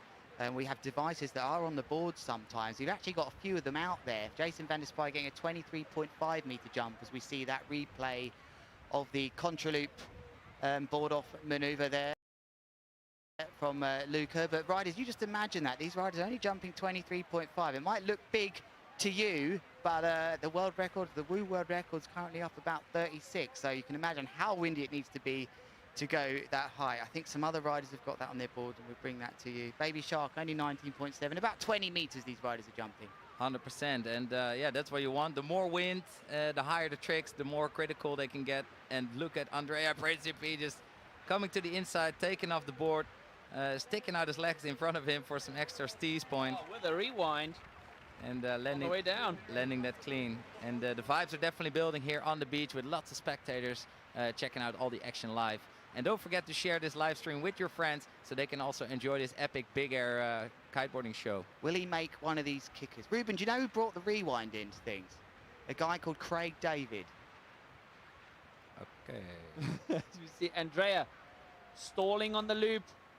Contra loop still holding the board by the tail, and no, that is going to count as a crash. Uncharacteristically there from the Italian, but so far in a very, very good position. Luca with just over 3.5 minutes left. He's got his work cut out for him. We knew there were expectations here as well as Luca has been riding, Andrea is the current world champion. Luca would know that and knows he's going to need something special. Still got time. Never over. Oh, okay, that was a nice plonker there. But we saw a great set of kickers coming through there, gents. 100%. And like you say, Andrea is the current Big Air world champion and also the Red Bull Mega Loop champion. So he's definitely in a victory move. 3 moves ago, I'm being told, this replay. He's working the inside now. That's right foot forwards to you at home. That's taking off of the flat, using all of their skill. They can't use the waves on the inside. It's pretty much impossible to do so. It will take quite something for a wave to come right foot forward. And there, Andrea hitting a kicker perfectly again. Oh, his foot is slipping out, but he's going to fix it. No, he's not. Trouble. He is in trouble here. He's going to have, I think he's going to go straight back to the beach here, guys. I don't think he's going to body drag. No, he will get this. He will get this. You think he'll get that? Well, he's got It's still far, though. It's precious time. Luca two and a might have half. seen that, but there you can see at the moment, Luca Cerruti having the slight upper hand in the overall impression score at the moment, and I appreciate our team sharing that replay of him coming in right foot forward, as that might explain why he quickly got the upper hand on Andrea as far as overall impression is concerned. Oh, Andrea, Lewis, you were right. Andrea is body dragging no into time. the Lots beach. of these riders have boards laid out on the beach, and it's just no point in dragging back that. He needs a board now, and he will be worried a bit here. This is the event he wants to crack. You It's see the the big caddy one. run. You see the caddy There's run the with the caddy board. go. There he is. Let's see that caddy. He's running. Where was he? Should have been there. One slow caddy right Where there. were you? Get down the gym. Fired. Oh, these riders want to give it their all, like Luca Cerruti here. if he with lands this, Big move. He feels his chance here. this is Luca. big. Oh, you can That's hear it. the screams from the beach as the locals cheer on their boy. Absolutely Wow. crazy how he just spins so fast into that tornado with the contra loop. I think it was 4, maybe even 5 rotations. But a replay will be phenomenal because that was a solid move from Luca Cerruti. Yeah, right but there. let's not miss this one left foot forward. The crowd well up for this. South African rider Cerruti out there against the current Big Air world champion. When this score comes in, it's going to be close. Even more interesting, they've both done 5 tricks now, but he's only had 1 crash to Andrea's 2. Can the Big Air world champion recompose himself? This was the move of Luca Cerruti that we're talking about, boys. 1 forward rotation with a tic-tac, 2 forward, 3. Contra loop as well, loads of control, and guess what? Only Clean 3. landing. Only 3 That was rotations. brilliant, throwing his hand to the skies there. The crowds, yeah, we can hear them through the commentary booth as Andrea finds himself in the lower end of the competition area. But I Speed. think Andrea has got some something to done? pull out of the bag right now. I think, oh, he's still in the lead, but I think he's got the handle pass in the pocket as well. So if he is clever, he's going to go for a big unhook move. Oh, but And here was Luca Luca. Right foot Cerruti. forward. Oh, nice. Luca is really adding to the overall impression score. Again, go onto the website, redbullkingoftheair.com, scroll down, click on the results tab, and you will see all of the tricks, all of the scores, and the current live impression score of each rider. Make sure that you click to follow the event so that it updates with every heat. But Luca Cerruti has dropped that, needing a 6.63 now instead of a 6.8. So excellent work there by him. With just over 20 seconds left in his heat, could this be the upset of the event? With both of them a mere 0.06 difference And in riding. I'm just looking at all of their trick scores so far. 3 out of his 5 tricks here. He's had a lot of contra loops. Here he goes again. This will be the last trick that he does. Double front inverted rotation, boogie loop. 2 more rotations on the way down. No Nice. board off there, but Oh, he's going for the double. Oh, on the buzzer. He got it. He got it in the Big Air World Champ. Why didn't we see that landing? Come on, we've got to see that landing. For the crowds then, Cerruti, is that double? What a smart piece of riding by the current Big Air World Champion. He knew most of those moves had been normal mega loops and contra loops from both of these riders. In fact, they've both been only those styles, in and out. He's the only one to put a double in there. He knew this was tight, and now 1, we look at some of the replays, guys. 2 with a contra loop, 3 rotations with a board off and a contra loop here for Andrea Principi, putting down a very nice heat score, and especially riding in, going forward twice with a board spin, going forward 3 times, and with a mega loop that was absolutely phenomenal. Luca Cerruti spinning backwards once, taking the board off by the fin, spinning another backwards rotation, and landing that super fast and smooth. Yeah, so I think we didn't see one of the big moves from Andrea, but So I'll tell here- you now.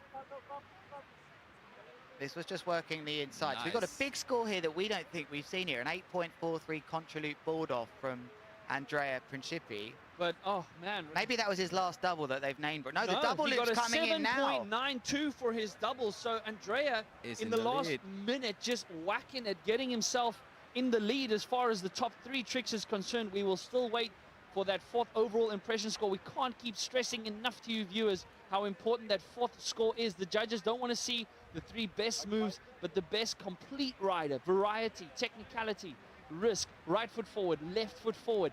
But that is the end of heat 17, the second last heat of round number 3. Gents, I'm running out of breath.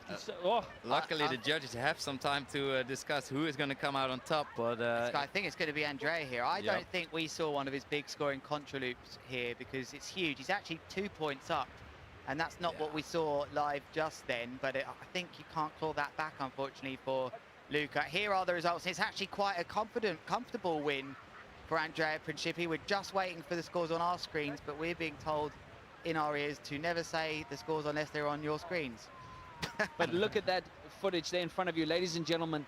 The tablecloth wrapping its hand over the top of Table Mountain, indicating that there is a lot of wind coming still. And apart from that, what we've already had. But again, a warm and windy welcome as we now show you the very expected, the much expected results, although not for most of the heat of heat 17. Andrea, look at that, 7.96 on the overall impression and an 8.43. His last 2 tricks. Woo! His last 2 tricks done. Last 2 tricks. I think Luca had the upper hand except for those last 2 tricks. Andrea Principi showing just exactly why he's the current Big Air World Champion. Exactly that, Colin. Yep, he definitely nailed that, and you know what he needed to do in order to advance over Luca Cerruti. Local boy, definitely nice riding. Thank you so much for your epic style and riding, Luca. And Andrea continuing to the semi-finals. All right, huge heat to wrap up our quarterfinals coming up now. Round 3, heat number 18. The rider that has the most appearance here, 10 consecutive appearances. Aaron Hadlow up against Lorenzo Casati. They also have history. Lorenzo Casati is the last year's winner. Both of them know what it takes to win the Red Bull King of the Air. So this could be very, very interesting. Aaron Hadlow has been here before. This is his 10th event. 9 of his events, he's made the semi-finals 66% of the time. He expects to get to the semi-finals. These two, earlier on in the year, versed against each other. Round 3 at the Lords of Tram event, Aaron Hadlow lost by 0.77. He knows how to take on Lorenzo, and I think we could see 20 years of kiteboarding experience unleashed here on this heat. And will Lorenzo have an answer? What do you think, lads? Well, I mean, Lorenzo is defending his title. He just had a major sponsor change. He's on some new gear with the Harlem kite against Aaron on his duotone kite. And both riders are taking off at the same time, and see that difference in height. As has belted it. What a mega shot. moves. This is going to be tough for the judges to look at 2 things at the same time. So I'm not sure how they're going to do it. Luckily, they have the head judge there and some trick spotters behind them to help them out. But absolutely great kickoff for both of these guys. We got to talk about this because there's a gentleman agreement about who should take off, but they both took off exactly the same time. So straight into another move, lots of height. Wind's picked up here, straight into a back roll mega loop. Multiple rotations, that's 3 for me. Yep. And lovely, nice big move. But that first move, maybe I'm heavily biased because he's from England. I thought Aaron went bigger. But here we have a quick replay of that exact shot.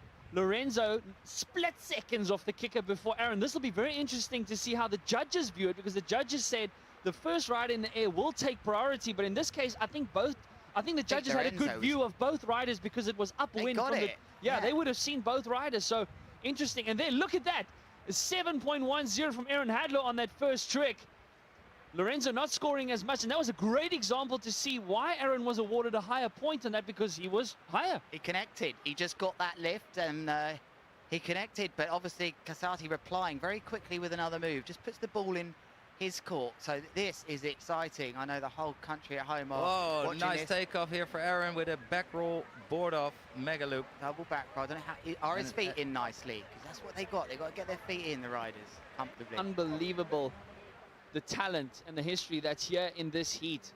Aaron Hadlow, 2-time King of the Air champion here. Lorenzo, as you said before, defending champion. Lorenzo, however, stormed in round 3 last year. He was the first rider ever at the King of the Air to achieve 2 9-point scores in the King of the Air. Nick Jacobs actually being the first one to get a single 9, but Lorenzo stomped with 2 9s in round 3 last year. So, and consistency, if he can tap into that same consistency from last year, then Aaron Hadl will definitely have his workout cut out for him. But Lorenzo, not a lot of height, not going to score too big on this one, but still just racking up that overall impression score. Yeah, Azza's going to be up for this here. He's in a good position. He's got one of the high scores so far, and more importantly, he's got Unhooked on his side. Let's remind you, he's a 5 times world freestyle champion. That was his background before he was always good at big air before he decided to get into big air. But can he connect here? So Yep, often he can. bears off downwind, could be big. Oh no, not ideal, but still going for that Yeah, double he got front roll smashed. board off mega loop. So often we see these waves here, guys. If you ever sit riding out and thinking that looks perfect, it's too late. He literally clipped. His rail just clipped on that kicker as it came. Just shows you the challenging conditions here. But great replay footage here from Aaron coming in right foot forward. Front rotation, board off, contra loop with another rotation on the way down. Did he stick it? That's actually a dumb question. I apologize. Did he stick it? That's all right. And then the great angle from the drone here, Ruben. You can see how wide these flat sections are. When we see this angle here, we don't often see how much space there is for the riders. There is some space for some full speed clean landings and takeoffs, obviously, to see how much space there is for the riders to perform also tricks on the inside. And Lorenzo Cassati has got some of the most technical riding out there. Also Italian, riding a lot with Andrea Principi and Jeremy Berlando. The next generation is training a lot together and just coming up with new move after new move. And here he goes with a double back roll mega loop board off. From the fin, very controlled. They're going to like that, the judges. Nice. Lots of control. Great timing on his takeoff there. Looked like he'd almost lost his rail, but it wasn't at all a lost rail. It was just perfect timing. Judges are going to like that, and that just sort of puts the pressure on Aaron. None of these riders have crashed yet, guys. No, it's incredible riding from both of them. And Aaron only, I almost want to say for him, only needing a 6.99 to move into first place. But just under 6 minutes left. We are in 10-minute heats.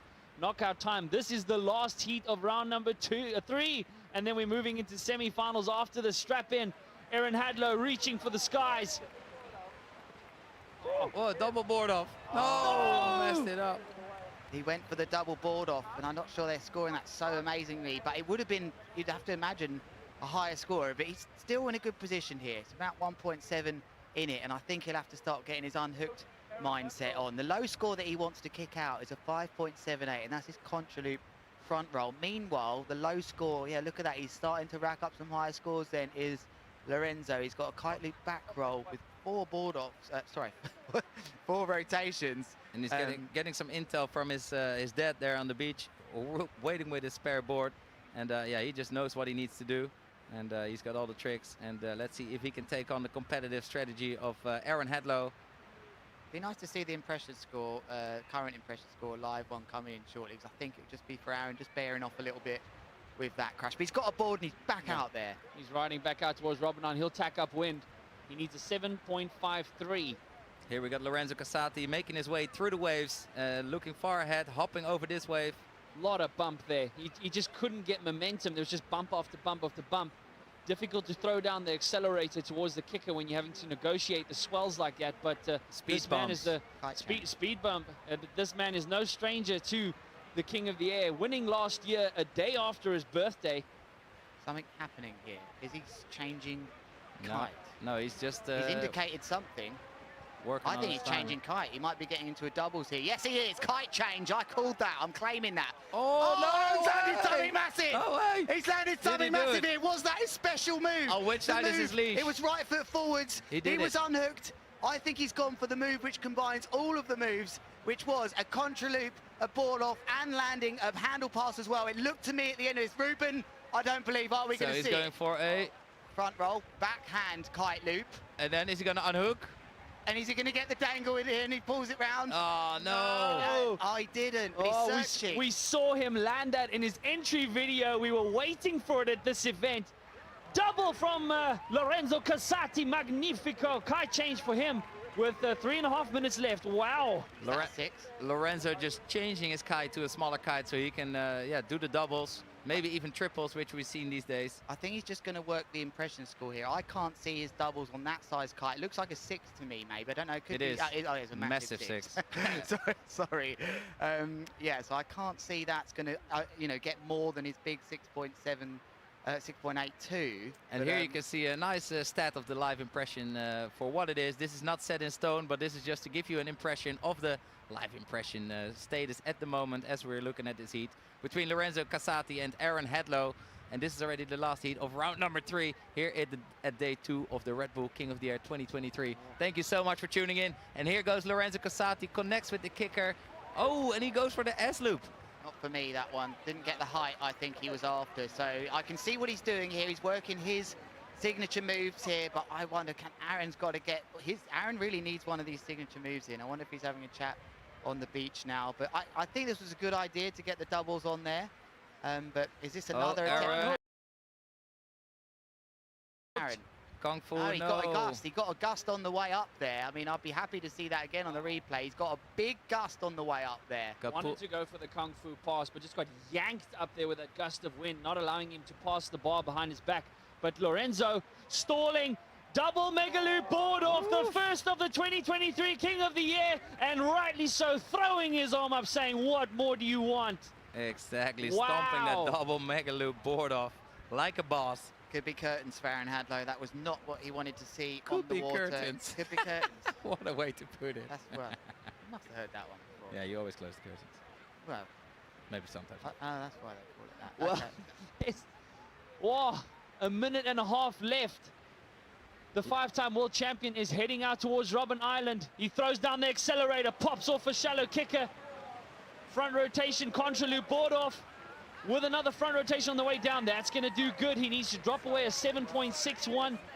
I think he'll turn around there and come back knowing right foot forward, something big's got to go down here. Will he be thinking Mega Loop KGB, Ruben? I think double handle pass for Eza and then a Mega Loop KGB. He has the talent to get the height on the dangle pass or the Kung Fu pass. So if I was him, go high on the handle. Here he is. He's slowing down, that kicker fading on him there.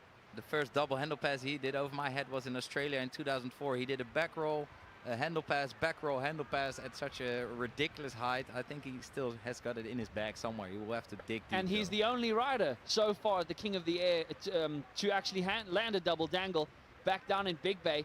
But here's back to the action. Lorenzo, double boogie loop, front rotation, not going to score big, I don't think so, but I think just adding to that overall impression score. Right, turning around here more importantly. Lorenzo Casati just turning straight round, right in front of Aaron there, who may have been going right foot forwards there, Ruben. I wonder if that has affected Aaron. He's gone for it anyway. Is this going to be the move? Is he going to try it again? He's unhooked. Can he get in the pass here? Oh, he just didn't get the extra sort of distance he needs from that move. He just connected with the water when he wanted another Lorenzo. 2 feet. Wow. Double back rotation, double mega loop. No board off that time, that'll add, but that'll be the last trick for him for this heat. I think unless he gets something on the inside. Aaron flying behind him.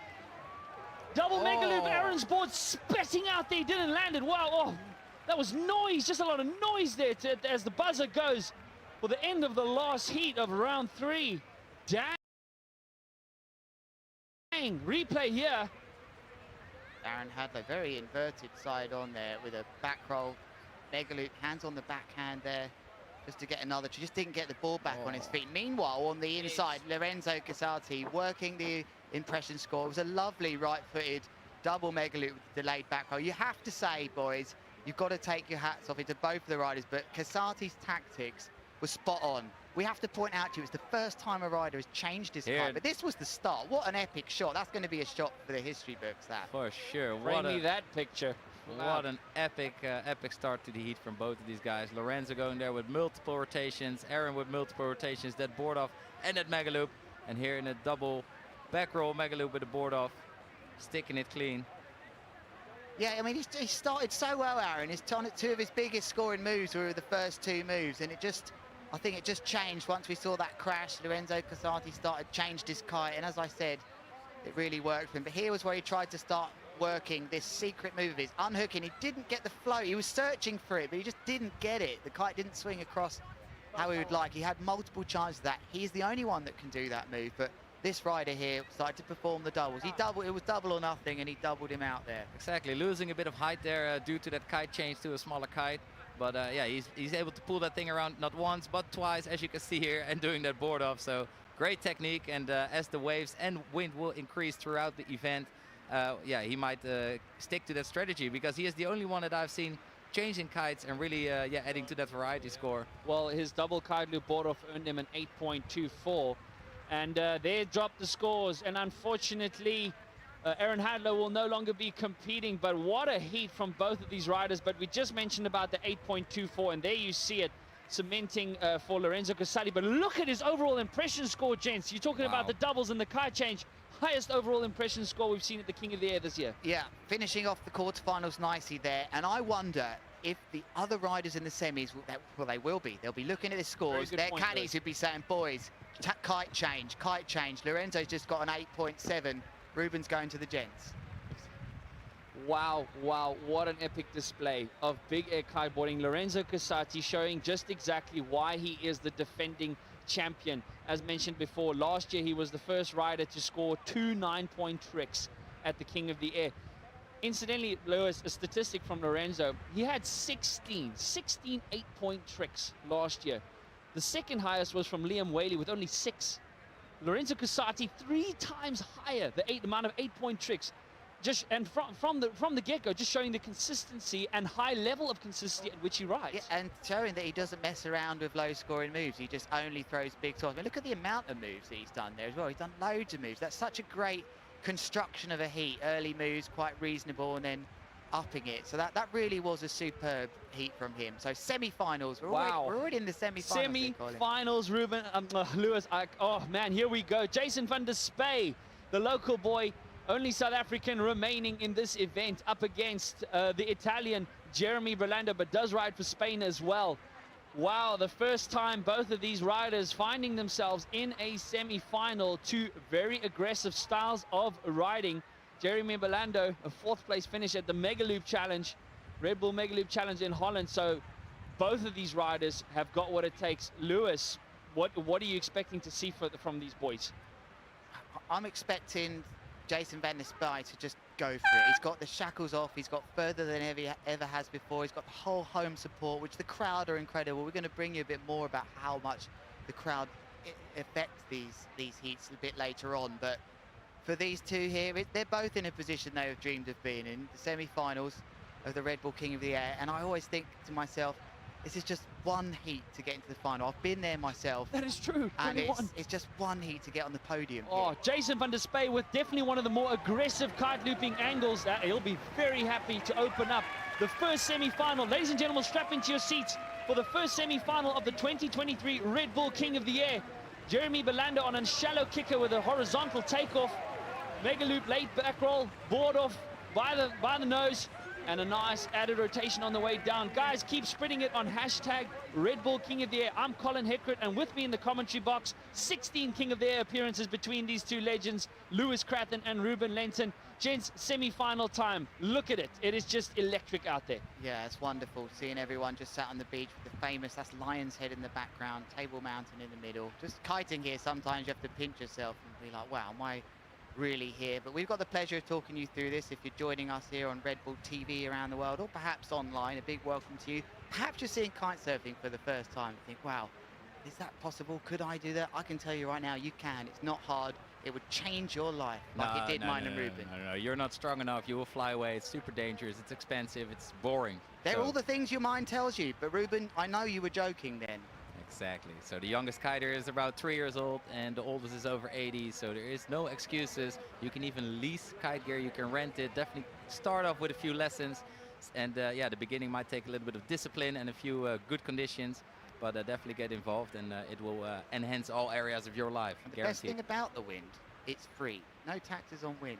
Here we go then. Out to sea. Huge. This is a biggie, Ruben Lenton. It is a mega loop with a front roll rotation. Multiple.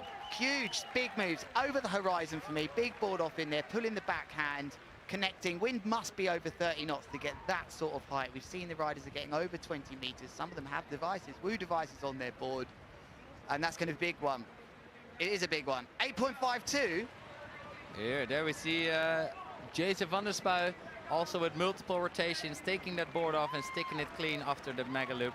Absolutely phenomenal riding here in the first semi-final of the Red Bull King of the Air 2023. Nice to see lots of families here. It's a nice place to bring your family. Ruben, I know you bring your young children, your wife, and being out here, I do the same. You just got to come to Cape Town, one of the meccas of kiteboarding. It's great for the whole family, and so is kiteboarding. What a vibe. My son is Wow. just spotting Go on. playground Wait, after hold on. playground. What's going on here? What? What? The unicorns are out and about. What has just happened there? I think they're supporting Lorenzo Casati, looking at the colors of his kite. Yeah, I was going to say we need a colour check there. These two then, not much in it at this moment in time. 0.44. And that's how you can see that it's windy. There's the tablecloth, the big cloud sitting on top of the table mountain. You can see all the white caps on the water. And the riders are riding their 8-meter kites. Some ride a bit smaller if they want to go for the double loops. But definitely enough power for some epic moves right here on your screen. Ruben, you've been here before in a semi-final at the Red Bull King. We both have. What does it take to get to that final? You just have to get there. It's such a shame to just stop your journey here right now. You're one heat away from the final. What do you think these riders need to show? Exactly. There's no holding back here for Jason van der Spuy going into the double back roll, board spin. Oh, and unfortunately crashing that.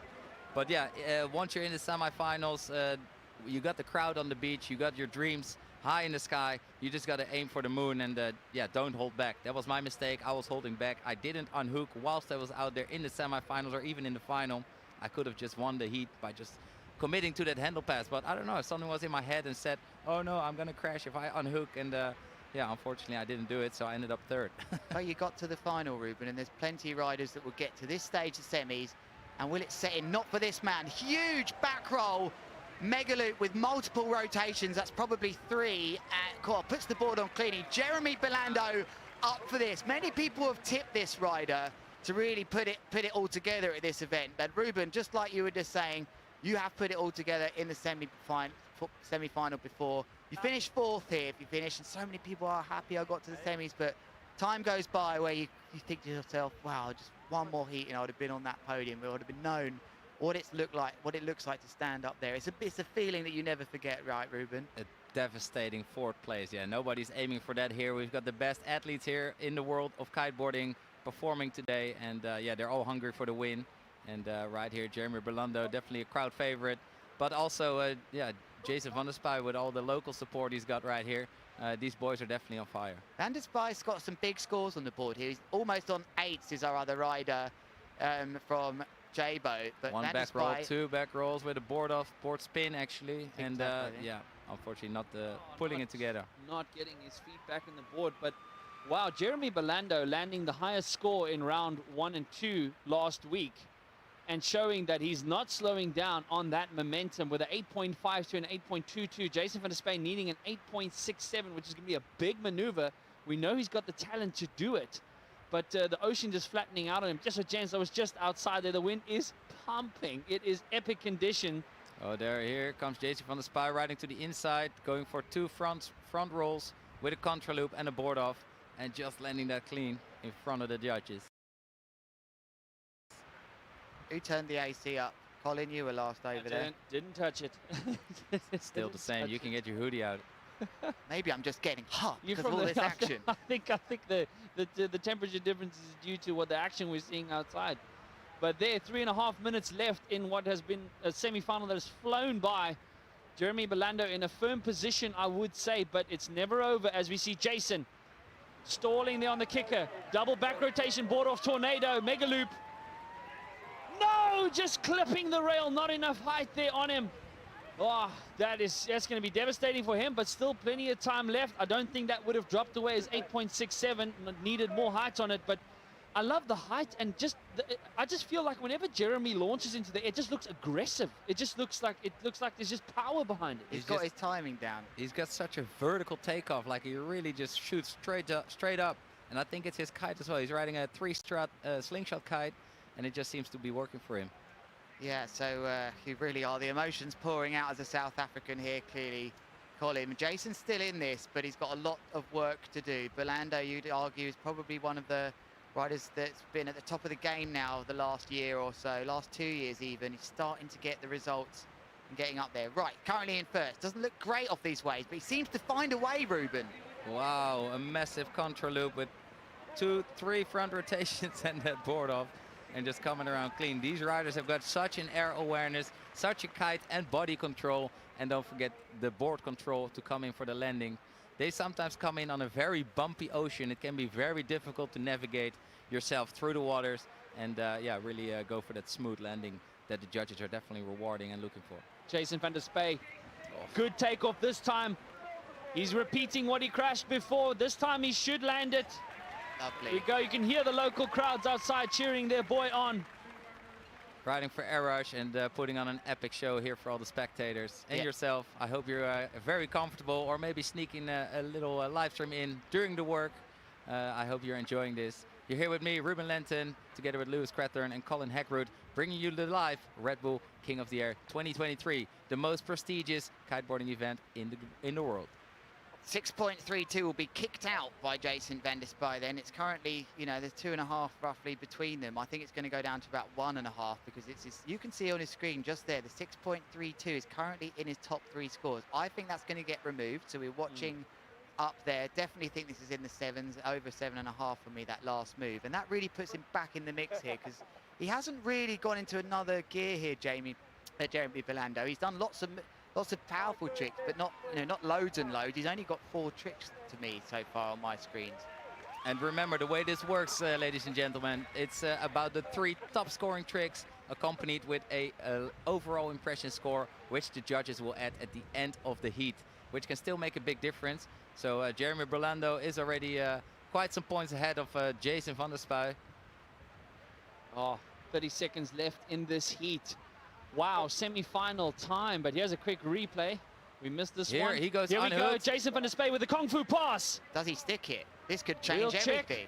Don't go to time. Oh, I don't foresee him crashing this one with the talent that he has, and he sticks it, throws it. That'll add nicely to his overall impression score. If you look on your screens, it did spike his overall impression score.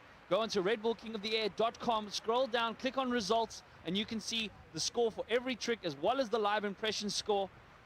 Along with watching, if you've got 2 screens, that would actually be ideal.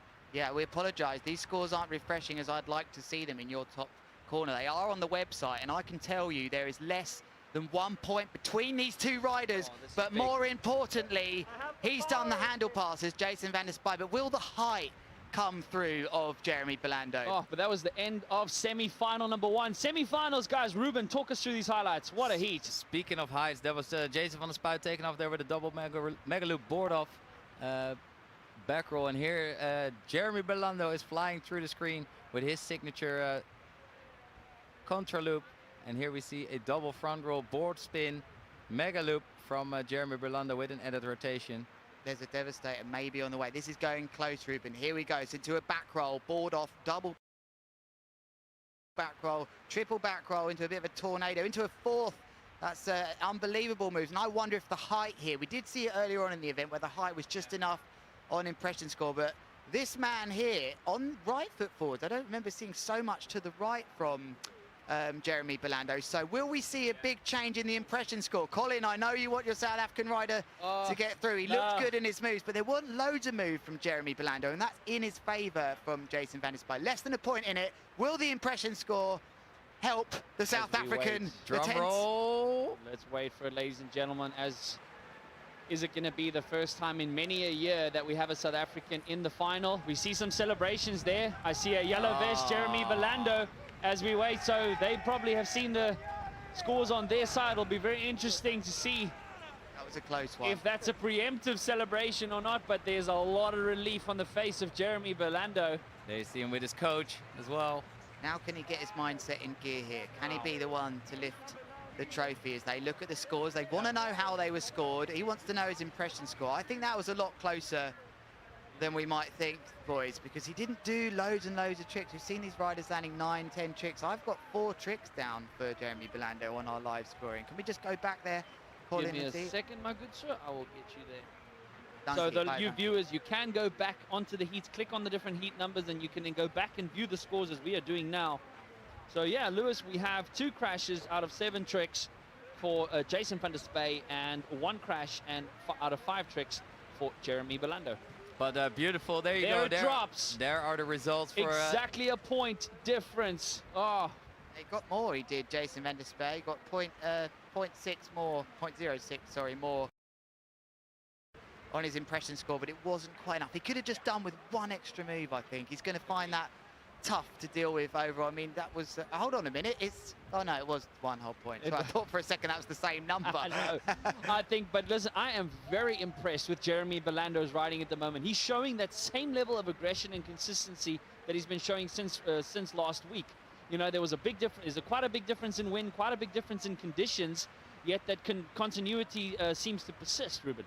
Yes, Jeremy Belando, he is a crowd favorite, along with Andrea Principi as well, and Lorenzo Casati, obviously, the crown defender. And yeah, we're on the way with semi-final, heat number 20. And coming up is Andrea Principi from Italy, the powerhouse, against Edgar Ulrich, the magician, I'd like to call him. He is pulling out some phenomenal tricks, and this is going to be a... Woo, what a battle, ladies and gentlemen. This is semi-final number 2. Only now the horn is going for this heat. Oh, Jeremy Berlando was already flying through the screen. And here we got Andrea Principi sticking his first move of this semi-final heat. Oh, Andrea Principi in the blue vest with the helmet there in the front of your screen. From Italy, the current big air world champion. Last year, 3rd place finish on the podium. But can Edgar Ulrich do what it takes to find himself not only here in his first semi-final, but it'll be his first final if he does. But 10-minute heats, guys. We have 3 semi-finals. This is the second one. Strap in, and you see Andrea wanted to throw down the hammer, but just having to negotiate that chop there. As we see a lot of white water. Cape Town famous for its Cape Doctor southeasterly wind during the summertime. It blows from the wind comes from towards the left-hand side of your screen. Those of you who don't kite, get down to the beach, get some lessons, and be involved and get involved with this incredible sport. Don't be intimidated by what these guys are doing. This sport is for everyone of all ages. Lewis mentioned the youngest kiter being 3, the oldest being over 80. I love it. But here's a replay of what we missed on the inside of Andrea Principi with a front rotation, boogie loop, not a lot of height, and plonking it like a brick. Oh, look at his kite, almost invert there. Almost, should recover. Nice kite flip. I wonder if the kite flip scores these days, but no, he was already down in the water, so definitely no scores for that move for Andrea Principi. You mean the kite flip osmosis? The lines work out okay after that. It just doesn't make sense, does it? And I think Edgar Ulrich just mistimed his first move. This is Andrea Principi coming in right foot forward. In the blue vest, with the helmet on. You see some of the riders actually wearing helmets, and why that is not for the impact on the water. It is for avoiding a board to the head, because these guys have the board flips, board offs, and they might just get the board in the head, and that's the last thing you need. And here Andrea Principi goes for a double front roll, board off contra loop, and sticking that one clean. Good landing that, Ruben. That was a hard landing. You could see his board bouncing. He had lots to deal with there. Sometimes you get a nice soft swing in. We're going to get a nice replay of this black and white shot. Edgar Ulrich with a double front roll, board spin, mega loop. Oh, front and letting it clean, steezy little nose grab on the way down there. That will add to his overall impression score. Edgar knows he's got his work cut out for him. Everybody is expecting Andrea Principi to advance through, but Edgar has had an amazing event so far. And Andrea launching off the kicker, back rotation, board off, back rotate, rodeo, mega loop, pulling on that backhand, another rotation, and pumping the fist before he lands it cleanly. The Italian showing just exactly, magnifico. I love seeing just how much it means to him. How much, you know, here we go, let's talk about it. Oh, he's bailed out of that one, Edgar. Just seeing how much it means to someone that's landed that move so many times, but at King of the Air, it means that much to you, to be in the semi-finals, to land that, to hear the crowd. I really enjoy seeing the riders embrace that, you know. It's wonderful to see a big air world champion, multiple big air world champion. But I guess he is happy because he's been beaten at this event already by Edgar Ulrich in round 1. He needs to sort his game out for this one, Ruben. And Andrea Principi, obviously also a Red Bull Megaloop winner from earlier this year. He is definitely the top rider to watch. And these riders live and breathe kiteboarding, and it's just beautiful to see how they are shaping their lives around this beautiful sport with so much passion. Oh, what a shot there. No, so much passion. Ruben, I love it. And we want to share the sport with everybody. again, as I said, don't be intimidated by this, what you are seeing here, the extreme maneuvers these gents are pulling off. Be inspired and come and be a part of the sport. Get some lessons, do it properly. Langebaan, an hour's drive downwind from where we are, one of the best locations in the world to learn how to kite. I was there yesterday. I almost got my head chopped off. Head chopped off? What, Yeah. Were you learning how to kite again, Ruben? Don't be joking, Ruben. It's safe. I was trying to help another kiter out. A drone? Which, Is it a drone? A kite inverted. So I tried to help him out, but made a little mistake, and yeah, the wind just got caught as the bridle was wrapped around my neck. Luckily, still okay, and we're looking here at Edgar Ulrich going for a triple forward rotation contra loop, Yeah, board good off. call. Back to the action here. There's a little break in things here, guys. This has not exploded the semi-final just yet, but one feels that it will be exploding soon. Edgar Ulrich has just one reasonable score on the board right now, but we've got an 8.52 from Andrea Principi. That's a high score. And these guys are teammates as well at Duotone, together with you as well, Lewis. And this is definitely a battle of the Titans. Yeah, my friends. Andrea, quick takeoff there on the kicker. Rodeo looked like a contra. Welcome to correct me, gents, but Rodeo contra, it looked like it. We'll know now as it drops here on our scores, but a little bit of a lull, as you say, Ruben. You can see it from these shiny patches. Lull in both waves and wind. And but again, it's about who's the most complete rider, regardless of the conditions. He took a wave there on the way up as well. Often that's really affected the overall height for the riders. If the wave closes out, these aren't the cleanest waves we're used to on Kite Beach here, but he still goes for the move anyway, and he's one of the best in the business at getting the board on quickly. That's why he got away with it. Is he going to take off this? Yeah. Oh, whoa, we got a massive gust on the takeoff, and he's going for the S-loop. I mean, not at the critical section of the loop, but he definitely... I liked it. He definitely saved that trick. Because lot of height. He got a massive gust on the takeoff, got yanked a little bit out of control, but he was able to stabilize himself and still finish his maneuver. Some nice sets do come in. What I love about him is I think he reacted to that situation. I don't think he had that in his mind. I think he's got up there and thought, this is the right move for this feeling of takeoff and the wind. That's what's wonderful about That's what life is all about, right. mate. Yeah, reacting to situations. Yes. Andrea Principi. Oh, we hear a quick replay from Edgar on the inside. Right foot forward, double back rotation, board off, mega loop. Keeping those legs nice and long out of the board and landing it cleanly there. Oh, very nice. I like what he's doing with right foot forward. That's the biggest you see on. Look at these waves coming in now, boys. I think we're going to see a step up here. We have to remind you, he has got the much appreciated Mega Loop KGB in his locker, Edgar Ulrich, and he's definitely going to have to try that in this heat. He definitely wants to put on some scores on the board, just like this move we missed from Andrea Principi. Going for that rodeo contra loop with one forward rotation, I believe. Not the lowest kite angle, but again, it'll just keep his scoreboard ticking. So nice to see that S-loop from Andrea Principi. He was the first rider ever at the King of the Air last year to do a S-loop. So incredible. Lewis, what did if you look on the scores here on redbullkingoftheair.com, what did he get for his S-loop? He got a 7.74. That's a big score, that is. So that's put him a bit more in control of this heat. But we know right foot forwards coming in. Edgar Ulrich has the Mega Loop KGB landed on less than 3 or 4 times in history. Is he going to be thinking about it? Not here, he isn't. No, not getting the height, going to the inside. Oof, no. Binned it. Not the most height. He didn't have enough height to get the board back under his feet, but Edgar needed that 7.4 that he did get there. He needs a 9.17 to get back into first place as the heat stands, not considering the overall impression score. But he should, but he is at just over 2 minutes. It's precious time against a competitor like Andrea. You can't afford to waste time like that against an athlete like him. As you see a lot of bump all of a sudden. Again, sometimes you get clean kickers, nice spacious areas between the waves, and then bumps again. But Edgar up and riding there, left foot forward, heading out towards Robben Island, there towards our rescue jet ski. He's going to pop over this one. Yeah, just a quick shout out to our guys on the jet ski. Greg Burdish, he's on there with his partner. Hats off to you guys. But Edgar currently in second. Oh, he needed a 9.17, and now it's a 9.2. He needs a Mega Loop KGB, guys. I want to see some gnarly stuff. Come on. His feet in there. He's getting his feet set a bit. Maybe that's the adjustment we're seeing. Sam, I'm not sure who your odds on are. I think both riders are going to take off at the same time here. No, it's going to be back Turning it towards around. Edgar. 1 minute and a half. Could it? No, it's not going to be it. He knows someone on the beach can say, sorry to tell you this, but you're going to have to do that again. Although he's going out left foot forwards first. Can he get a combo in here, Is he going to unhook? This is big. Not going to go for this kicker. Maybe this one here. Yep, he rigged his kite. Launches off.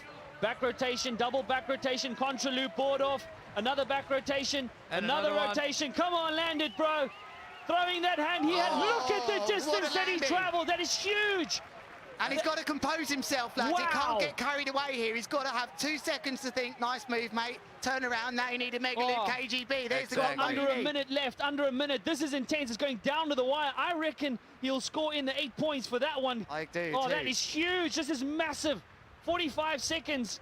But like you said, Lou, all he needs is that Mega Loop KGB that he busted out in the first heat on the first day of the Red Bull King of the Air. Against Andrea Principi. They should rename it the Mega Loop Devastator if he lands this. This is big. Andrea Principi, is he Oh, body body dragging? dragging. He's So crashed all the eyes move. on. We need all the eyes here on Edgar Ulrich with 25 seconds remaining. We need to see the other rider on our screen. We think a Mega Loop KGB is coming in. Come on, we don't want to see body dragging. Get the other rider on the screen here. Here we go. Here we go. He's 10 coming in, right seconds. foot forward. He 10 wants the seconds. crowd. He's going for it. He needs us. He's going to unhook. He has 8 seconds left. Take off, take off. He's going to wait till the water flattens out. Yes, there he throws back, goes up, front rotation. No, he's not doing it. Contra loop, board flip, another front rotation. The buzzer's gone. He should land it. Is that going to be enough? He needed an 8.19. Nah, that's not going to be enough. I I'm don't afraid. think so, but we still have the overall impression score. And True that. wow, oh, again, now we're going to go nail biting until we wait till the scores be released. But it'll be interesting to see also what Andrea Principi crashed there, as he had a massive amount of distance to cover body dragging. But that is the end I thought he of was going to go semi-final for number the 2. I thought he was going to go for the Mega Loop KGB like he just needed there, but nope. Some Wow, highlights here James, from this what a heat. heat. What a phenomenal heat here in the semi-final. The second semi-finals here.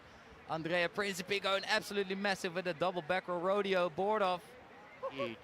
Wow, what a control. Clearing such a distance, traveling over 150 meters far. Huge Grant. Here, Know him? Edgar Ulrich not getting the height on that one, but sticking it clean, definitely putting scores on the board. And yep, here also jumping to the inside with a nice double back roll board off and an added rotation on the way down.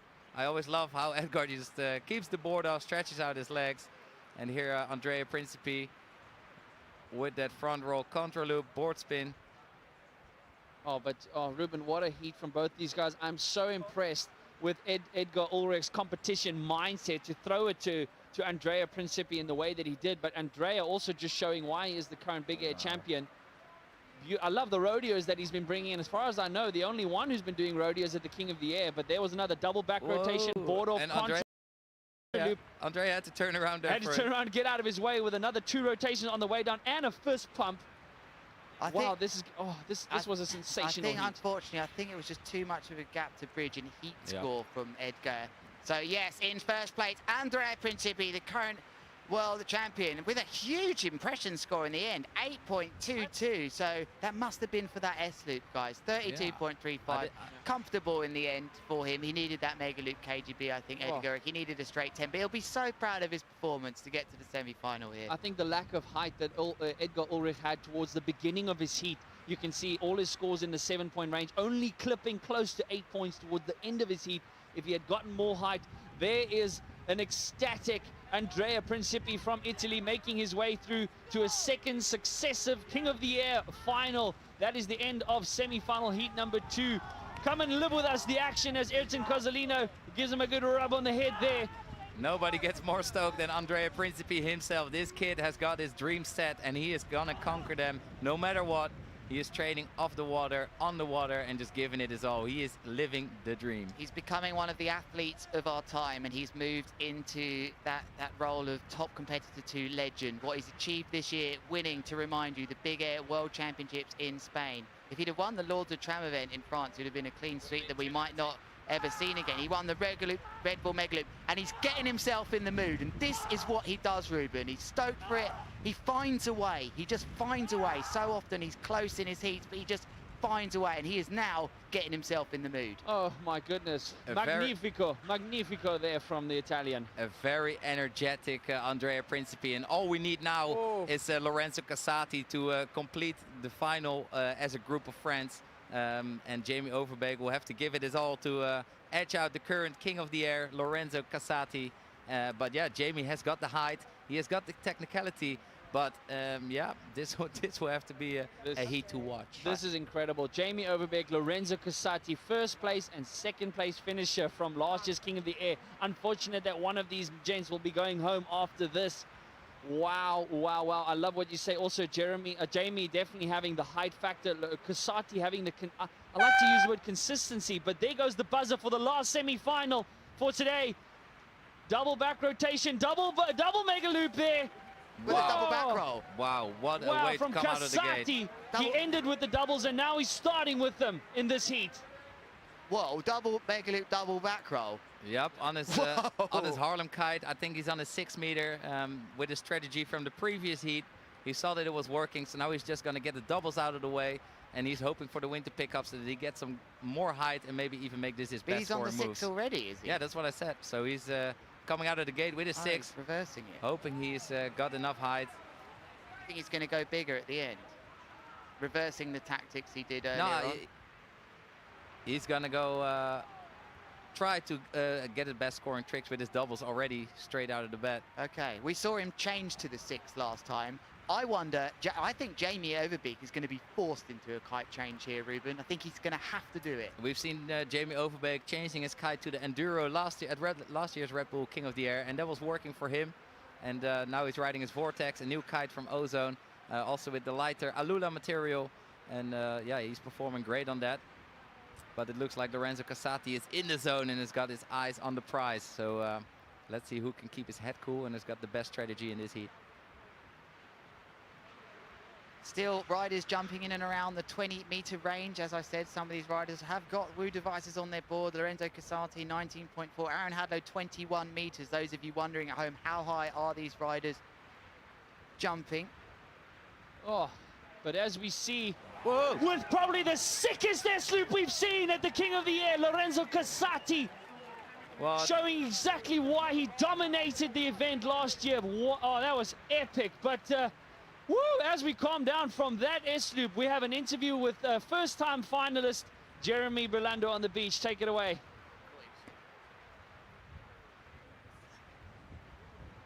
Okay, guys, Jeremy Berlando, our first finalist of this King of the Air. Congrats, brother. How was that? Dude, insane. First final of my life in King of the Air, second King of the Air of my life. Can't believe it, dude. Can't believe it. Bro, I wish you all the best. Are you ready for this final, the biggest final of your life? Of course, man. Now it's all in, so let's send it, man.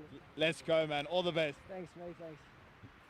Thank you very much, Carl Ferrer, our South African wave champion, former champion down there, giving us all the info. Here is a Jamie Overbeek with 2 front rolls and a contra loop. It's not what he wanted here, and Casati, last year's champion, is looking like he is in the driving seat, boys, of this semi-final. And look, the crowds are here now. It is, what is the local time? 5:39. And the wind nicely picked up so that Lorenzo Casati can come out of the gate, out of the starting blocks with his 6 meter already. So now his highest scoring tricks are the doubles. Double front roll. Oh. And landing on the wave, a fantastic example of how you can have everything under wraps, but if you land on that wave, there's just not much you can do. But there, 8.36 for Lorenzo Casati. I'm going to go out on a limb and say, yes, that was for his S-loop. Jamie reaching for the skies. Look at that shot. Double front roll board off. Steve's master. Extending that board away from his body and his legs. Not the lowest aggressive kite angle, but a lot of height in that one, boys. Woo! Nice reply there from Jamie Overbeek. So often that can be that energy you feel when your competitor crashes and you just think, oh, this would be a nice moment to stick one nice, powerful, big move in, and he's done so. So Jamie Overbeek from the Netherlands. I still am going to call. He's going to change for that smaller kite for the double sooner or later. I mean, his caddy must be telling him, look, the scores that Lorenzo is getting with that double loop, because he can do them, Jamie, by the way. For sure. And both of these guys were rookies last year at the Red Bull King of the Air, finishing on the podium with Lorenzo Casati obviously taking that first spot last year, and Jamie Overbeek coming in second. But now only one of these guys can make it to the final. To complete the final against Jeremy Berlando and Andrea Principi. And Lorenzo Casati was looking for a new kite sponsor, and he found Haarlem Kites and Leeuwen to support him on his journey as a professional kiteboarder. And look at this, a massive double mega loop with a board off. Oh, that's huge. Very similar to Liam Whaley's from last year's quarterfinal, but it'll be very interesting to see how the judges score that. A lot of commitment in that maneuver.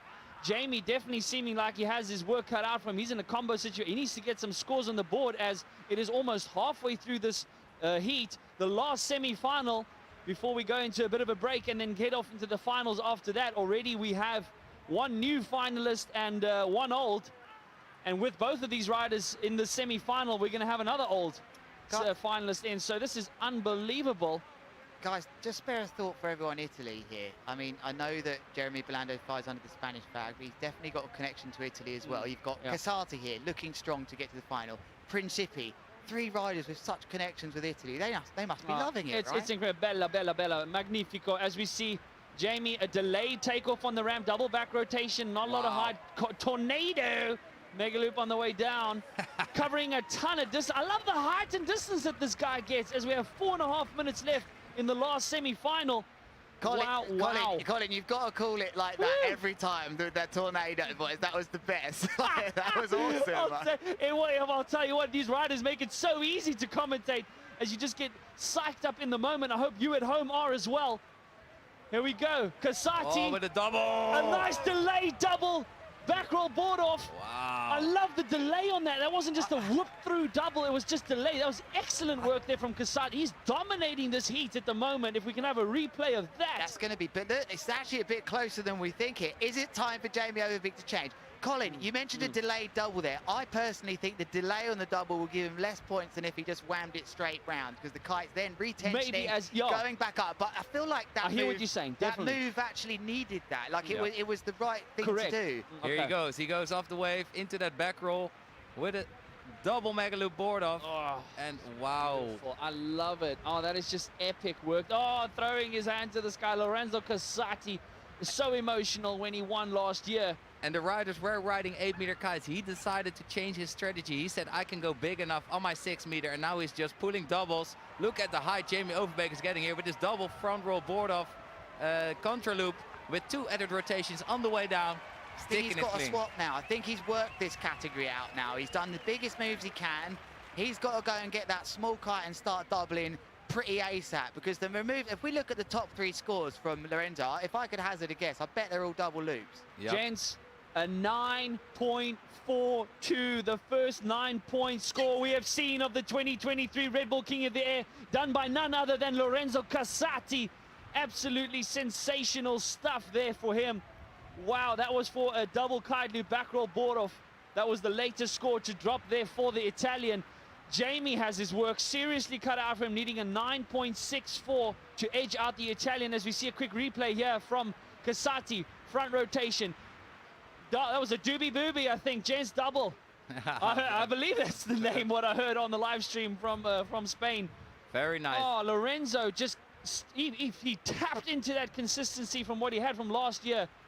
Excellent stuff as we have just over 2 minutes left in this heat. Lorenzo definitely showing why he is the current Red Bull King of the Air, and hopefully he can remain his title. But he's in the semis, taking on Jamie Overbeek, and hopefully he can make it to the final. Jamie, I think, changing kite. I really do believe he's on the inside swapping.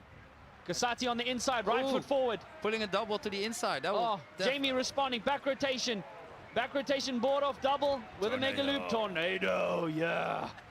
Oh, I like it a lot. And he had to work very hard to compose himself there. That is sinuses cleaned out there with that little wash. Wow, nice. Ladies and gentlemen, the last semi-final, the crowds are building here on the beach. 2023 Red Bull King of the Air. This is sensational stuff. I would have expected a kite change there from Jamie. I'm really surprised at this, Ruben. He's got his brother on the beach, the family. Like, surely someone seeing the scores here is going, I can tell you, look, it's an S loop. It's not anything else of the other variations, that all the other moves that Jamie's done. It's an S loop. Jamie hasn't done it. And 2 different double kite loops from Lorenzo, which are his highest scores. He should have changed a while back, I feel. I wonder if this is what's being signaled now. I don't think he has time. Exactly. You are looking at the last semi-finals here before continuing with the final of the Red Bull King of the Air 2023.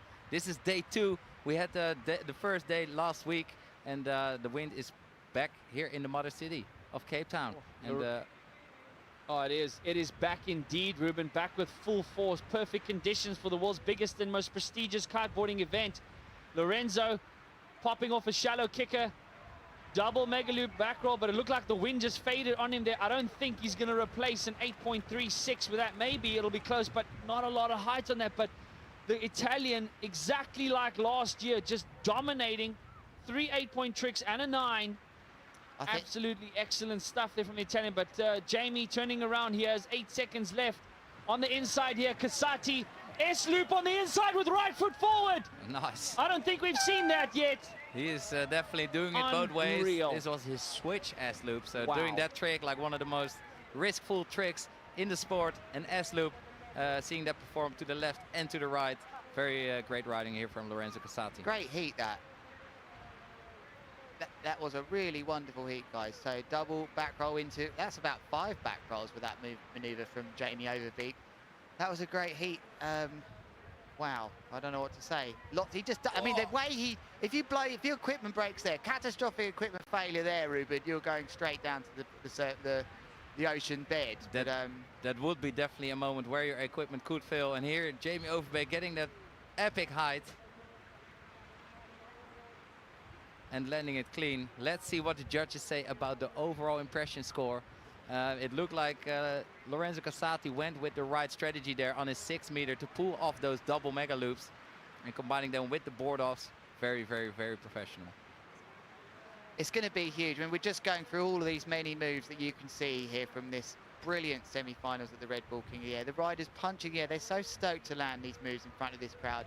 Double front roll with a mega loop into a double mega loop. 2.5. Yeah, good point. 2.5 rotations. It's been really impressive what these riders have been able to. And I think for Jamie Overbeek, I thought it's been a hard year for him after that podium here last year, you know, on his first time ever at King of the Air. Lots of expectation from him. And he's actually only managed semi-finals only this year, but that's still big for him. But 8.94 on the impression score, Ruben. I think that's one of the highest heat scores we've had so far. 35.62, but what a heat from Jamie Overbeek. He'll feel really hard done by there. Definitely. We've seen the heat scores go in a total of 30, 31, 32, but to come in with a 35.62. Very, very nice riding by Lorenzo Casati. Unfortunately, a goodbye to Jamie Overbeek for this year's Red Bull King of the Air. But we've got an epic final on our hands, ladies and gentlemen. Yeah, Ruben, you can see the crowds there just repositioning themselves. We spoke a little bit about the riders still pumping the air, you know, with their hands. They don't do this all the time when they're riding around training, you know, but this is such a special place here with so many people on the beach coming from the town just in the background. It's about 30 minutes away in the background, and it's a big part of the event. Ruben, how did you feel when you used to ride here and look back and see thousands of people? There's nothing like it, is there? I mean, looking forward to the Red Bull King of the Air. These riders are all year long training for it because it is the most prestigious event in kiteboarding. Red Bull has been supporting the fastest growing water sport in the world for over decades. And here you can see the spectators sitting in the sunshine, in the wind, all together. And they're just loving it. And they make all these amazing signs that you see your flag. When you see your own country's flag on the beach, they make the event for me, Ruben. They get involved. They're not just blocked off, by the way, from coming on the beach. They're on the beach. They can almost touch you, and they're very much part of it. And we've got a wonderful clip here. We've got a wonderful clip to show you just how much the crowd mean to us here at the Red Bull King of the Air.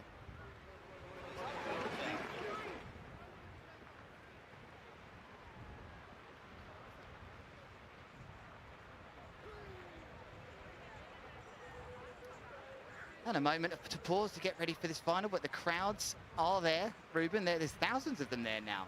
Yes, close to 4,000 on the beach, and there you can also see the judging tower. We've got 5 of the best judges sitting there, watching closely, supervised by the head judge. And here, Lorenzo Casati being very, very, very happy. Pure excitement here at the Red Bull King of the Air.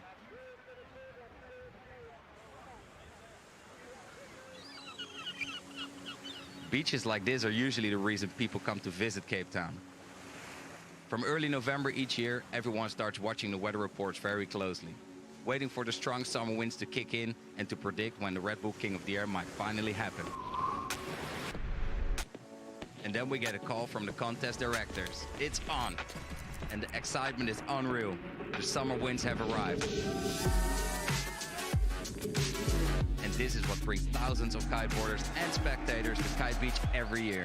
The wind that gets here is just blowing you away, and that's what we're looking for. You don't get these conditions anywhere else. The wind has to be so extreme and the conditions really have to line up. It can be dangerous, you know. I have to say, the crowd here at the Red Bull King of the Air is amazing. These brave souls just come down to watch this sport, no matter the weather. People from all over the world standing side by side with the riders. They don't care that the sand's flying in their face all day. With the wind blowing so strong and the waves firing, just the sound. You got to be here to feel it. You can hear it from the water like this, and then get you pumped even more, you know. As the rounds progress and the action really starts to heat up, the audience rise to their feet and really roar with every jump. The people get more and more excited and they want to get closer and closer to the action. During the finals, it really blows up. Spectators are drawn closer and closer to the action with the feet in the water, and they just never lose their energy. You see they're screaming, you're like, you want to do good, you know? What an incredible gathering of energies and an eruption of excitement. And in the end, the audience carries the champion up the beach, almost like a fairy tale. Without people, this competition would not happen, you know. Senza il pubblico non andremo mai così in alto. Huge thank you to everybody watching, everyone who comes down. Your support is much appreciated. Grazie. Thank you. Thank you. Thank you. Dankjewel. Grazie. Grazie mille. Yeah, some nice moments there, and it's important for us to thank the crowd that have really made this event what it is. Now, very shortly, we'll have Sam Light join us in the booth here to talk to us about some of the moves we've seen on the way up to the finals. And I believe Sam, you are in here. How are you doing, Sam? Hello, chaps. What a day we are witnessing. Amazing to see the three Italians in the final. If I had to put my money on those three, I would have done at the start of the day. I know. We don't do betting here. I said, didn't you? Why didn't you? Sam, you've picked out some of your favourite clips from the day on the journey from the start to the finish to talk about, and we're going to get into them very shortly. But how would you sum up this, if you could, in just one sentence, today, this year's King of the Air? This year's King of the Air, we have seen the next generation absolutely dominant, as we saw last year as well, but these guys have really solidified themselves as legends. We're seeing Andrea and Lorenzo in second final in a row that they've managed to get to, which is an impressive feat in itself. And now their good friend Jeremy Belando, my teammate, has joined them in the final, which with some incredible riding actually. Jeremy's looking really good, doing some of the biggest moves of the day. That's why I picked Jeremy's trick, one of Jeremy's tricks, and we're about to see. Even when you look at the semi-finals then, when we talk about the next generation, it's all of them in the semi-finals, you know, like it's been a tough event for our sort of old guard here. Just some names I pick out: Aaron Hadlow getting to round 3, Mark Jacobs also round 3, and Heel, I guess he's one of the older. How old is Heel? He's, you know, he's not a 15-year-old anymore, but 27. Yeah, so the younger riders, the sub-20s, making it really well through. Good effort from Edgar Ulrich, but who's that in the background practicing with an air sloop? Amazing. But yeah, like you say, it's the next generation taking over. We could already see it last year with also an under-18 final. And now again, here the guys are Jeremy Berlando, Andrea Principi, and Lorenzo Casati. And you can see just how they moved their way through the heat ladder to make it there. And it was not an easy feat. Jamie Overbeek, the only rider that had to go through the second round. No, Andrea Principi, sorry guys, I have to remind you, he also did. It was Jeremy Belando was the only one of these finalists to win round 1. So we had that big conversation about going through round 2, and I think you guys might be right, maybe. Exactly. Does it put you in the flow? Well, it doesn't if you're out, I guess. Meanwhile, the guy double looping still in the background. Sam, we're going to go into some of your moves of the event so far. I'm excited to show everyone these moves. I've picked, actually, throughout the day, I've picked 10 of my favourite moves, but I've highlighted the best 4 of the finalists. These guys really separate themselves. They were going higher than anyone else. Coming up first, we've got Lorenzo. This was actually the first double kite loop board off we saw of the day, and it was the first trick into the 8-point scores. Yeah, I think it's definitely worth bringing this one in. It might not have been one of his best doubles or moves, but it really set the tone for what we were about to see over the course of his heats. He has stepped things up with the doubles here. Ruben, and you've been impressed by him performing the S-loop, a move that you invented many years ago. and not only impressed by his S-loop, also by the strategy that he's going with. I think he did it right by grabbing a big kite and then switching to his 6 to see if he can get enough height for those doubles, and he surely did. And you could see in his last semi-final heat that he performed really, really well. I really like that last move because he was able to combine a board off with the double kite loop, and we hadn't seen that yet already. Right, let's roll the next move. Oh, on the drone, nice. So Back roll. here we have a huge contra loop quad back roll board off from Andrea Principi, going absolutely massive, scoring well into the 8-point, if not a 9. Yeah, that was a nice move there, just how much height that he got on that. He really has been getting the height points ticked off. We know all the time, we always say judges really like to see height. What made you choose that one, Sam? Was it just the best example of a height, big power move you liked? It's the amplitude. It's incredible how high these three are able to go, and it's really been the difference today. Yeah, and it's not only the height that Andrea obviously was going for, also the steeziness. He was claiming that trick in the air that shows you the control that he has. In the air? What, like, yeah, I'm going to land this. That's You wouldn't want to crash doing. that, would you? Doing Exactly. That? We do see it. Okay, let's see the next trick. Again, it's our man Lorenzo. Talk us through this, Sam. I thought this S-loop was incredibly aggressive with a really low kite angle. We haven't seen any riders get the kite that extreme today. I saw your face, Ruben, when that move went down. We both almost winced, thinking that's going straight down to hell. And he managed to pull it back up. We're going to see it again. And it was how aggressive he sends it down. If something goes wrong there, it's curtains. It's over. Yeah, he definitely got leveled with the kite, and that's what you want. He didn't get the absolute biggest height on this jump, but he still went for it, and that was pretty risky. And I think the judges absolutely loved that. Big scorer. And yeah, the S-loop, it's called that way. I invented it in 2010 or 2009. And it's, yeah, you do the mega loop, you pull it one way, and then at the critical section, you just turn it the other way, creating some free fall and definitely a big yank forward, putting a lot of pressure on the kite, and it's just scary to do. And he's brought this into the competition at the semi-final stages. We're going to see these riders in the final look at those scores, Sam, and think, wow, they have scored really well. I think we're going to see everything in this final. Sam, what is your final move that you've got to share with us?